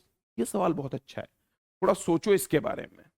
ये सवाल क्या कह रहा है कि अगर एक चार्ज पार्टिकल को अगर आप छोड़ दें तो क्या वो लाइंस के पीछे पीछे भागेगा? क्या ऐसा होगा क्या? चलो देखते हैं बेटा, ध्यान से देखो।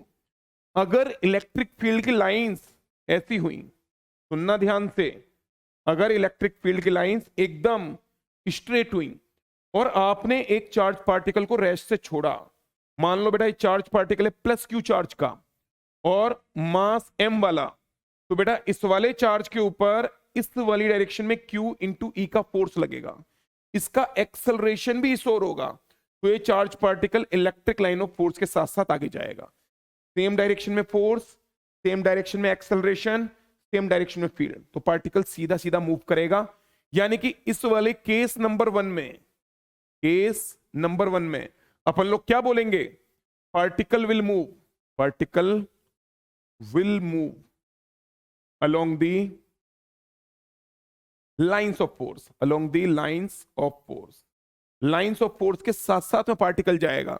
लेकिन अगर मैं केस नंबर 2 देखूं, मैं एक और केस देख रहा हूं बेटा, केस नंबर 2 में बेटा क्या है? इस तरह की डिजाइन है, ऐसी इलेक्ट्रिक लाइन ऑफ फोर्सेज हैं। बात समझ में आ रही है?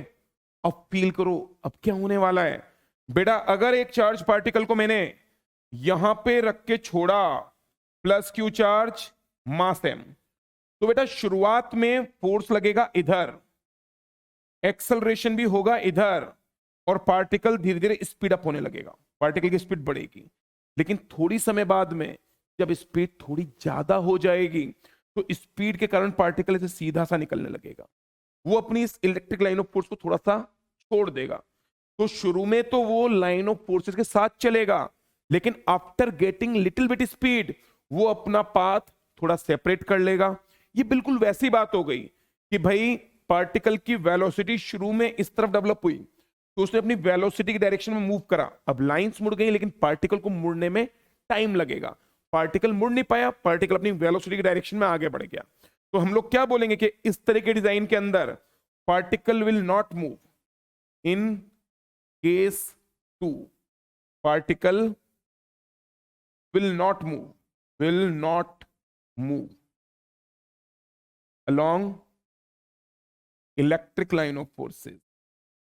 फर्स्ट वाले केस में इलेक्ट्रिक लाइन ऑफ फोर्सेस के साथ साथ जाएगा, सेकंड वाले केस में इलेक्ट्रिक लाइन ऑफ फोर्सेस की तरफ जाना चालू करेगा, लेकिन स्पीड मिलने के बाद में वो अपना रास्ता अलग ले लेगा, वो इलेक्ट्रिक लाइन ऑफ फोर्सेस के साथ में लगातार ट्रेवल नहीं कर पाएगा।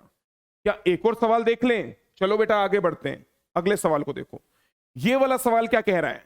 ये सवाल कह रहा है a few electric field lines for a system of two charges Q1 and Q2 fixed at the two different points on the x-axis are shown in the figure.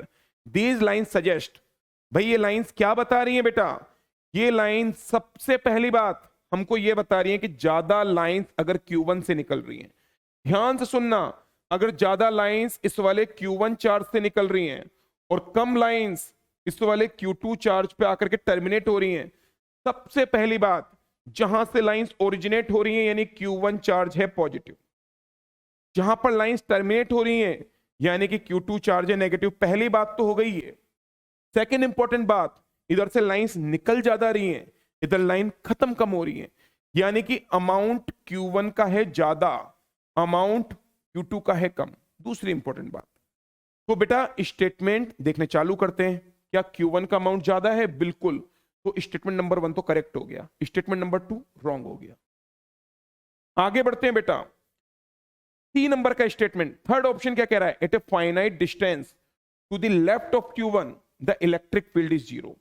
यानी कि ये कह रहा है कि लेफ्ट ऑफ Q1 के अगर left में आओगे तो इलेक्ट्रिक फील्ड 0 का। नहीं बेटा, ऐसा नहीं होगा, क्योंकि Q1 चार्ज तो ज्यादा है, ज्यादा चार्ज के पास आओगे और छोटे चार्ज से दूर जाओगे तो छोटे चार्ज का फील्ड तो और कमजोर कर दिया आपने। कैसे इलेक्ट्रिक फील्ड 0 हो जाएगा? नहीं हो पाएगा इलेक्ट्रिक फील्ड 0। चलो फोर्थ वाले ऑप्शन को देखते हैं। At a finite distance to the right of Q2 electric field is 0। यानी Q2 के राइट में जाकर के कोई पॉइंट पी लोगे, क्या यहां पर इलेक्ट्रिक फील्ड 0 हो सकता है? बिल्कुल हो सकता है, क्योंकि बेटा ये नेगेटिव चार्ज वाला जो पार्टिकल है इसका चार्ज है कम, तो कम चार्ज के लिए डिस्टेंस भी कम करोगे तब फील्ड ताकतवर बनेगा।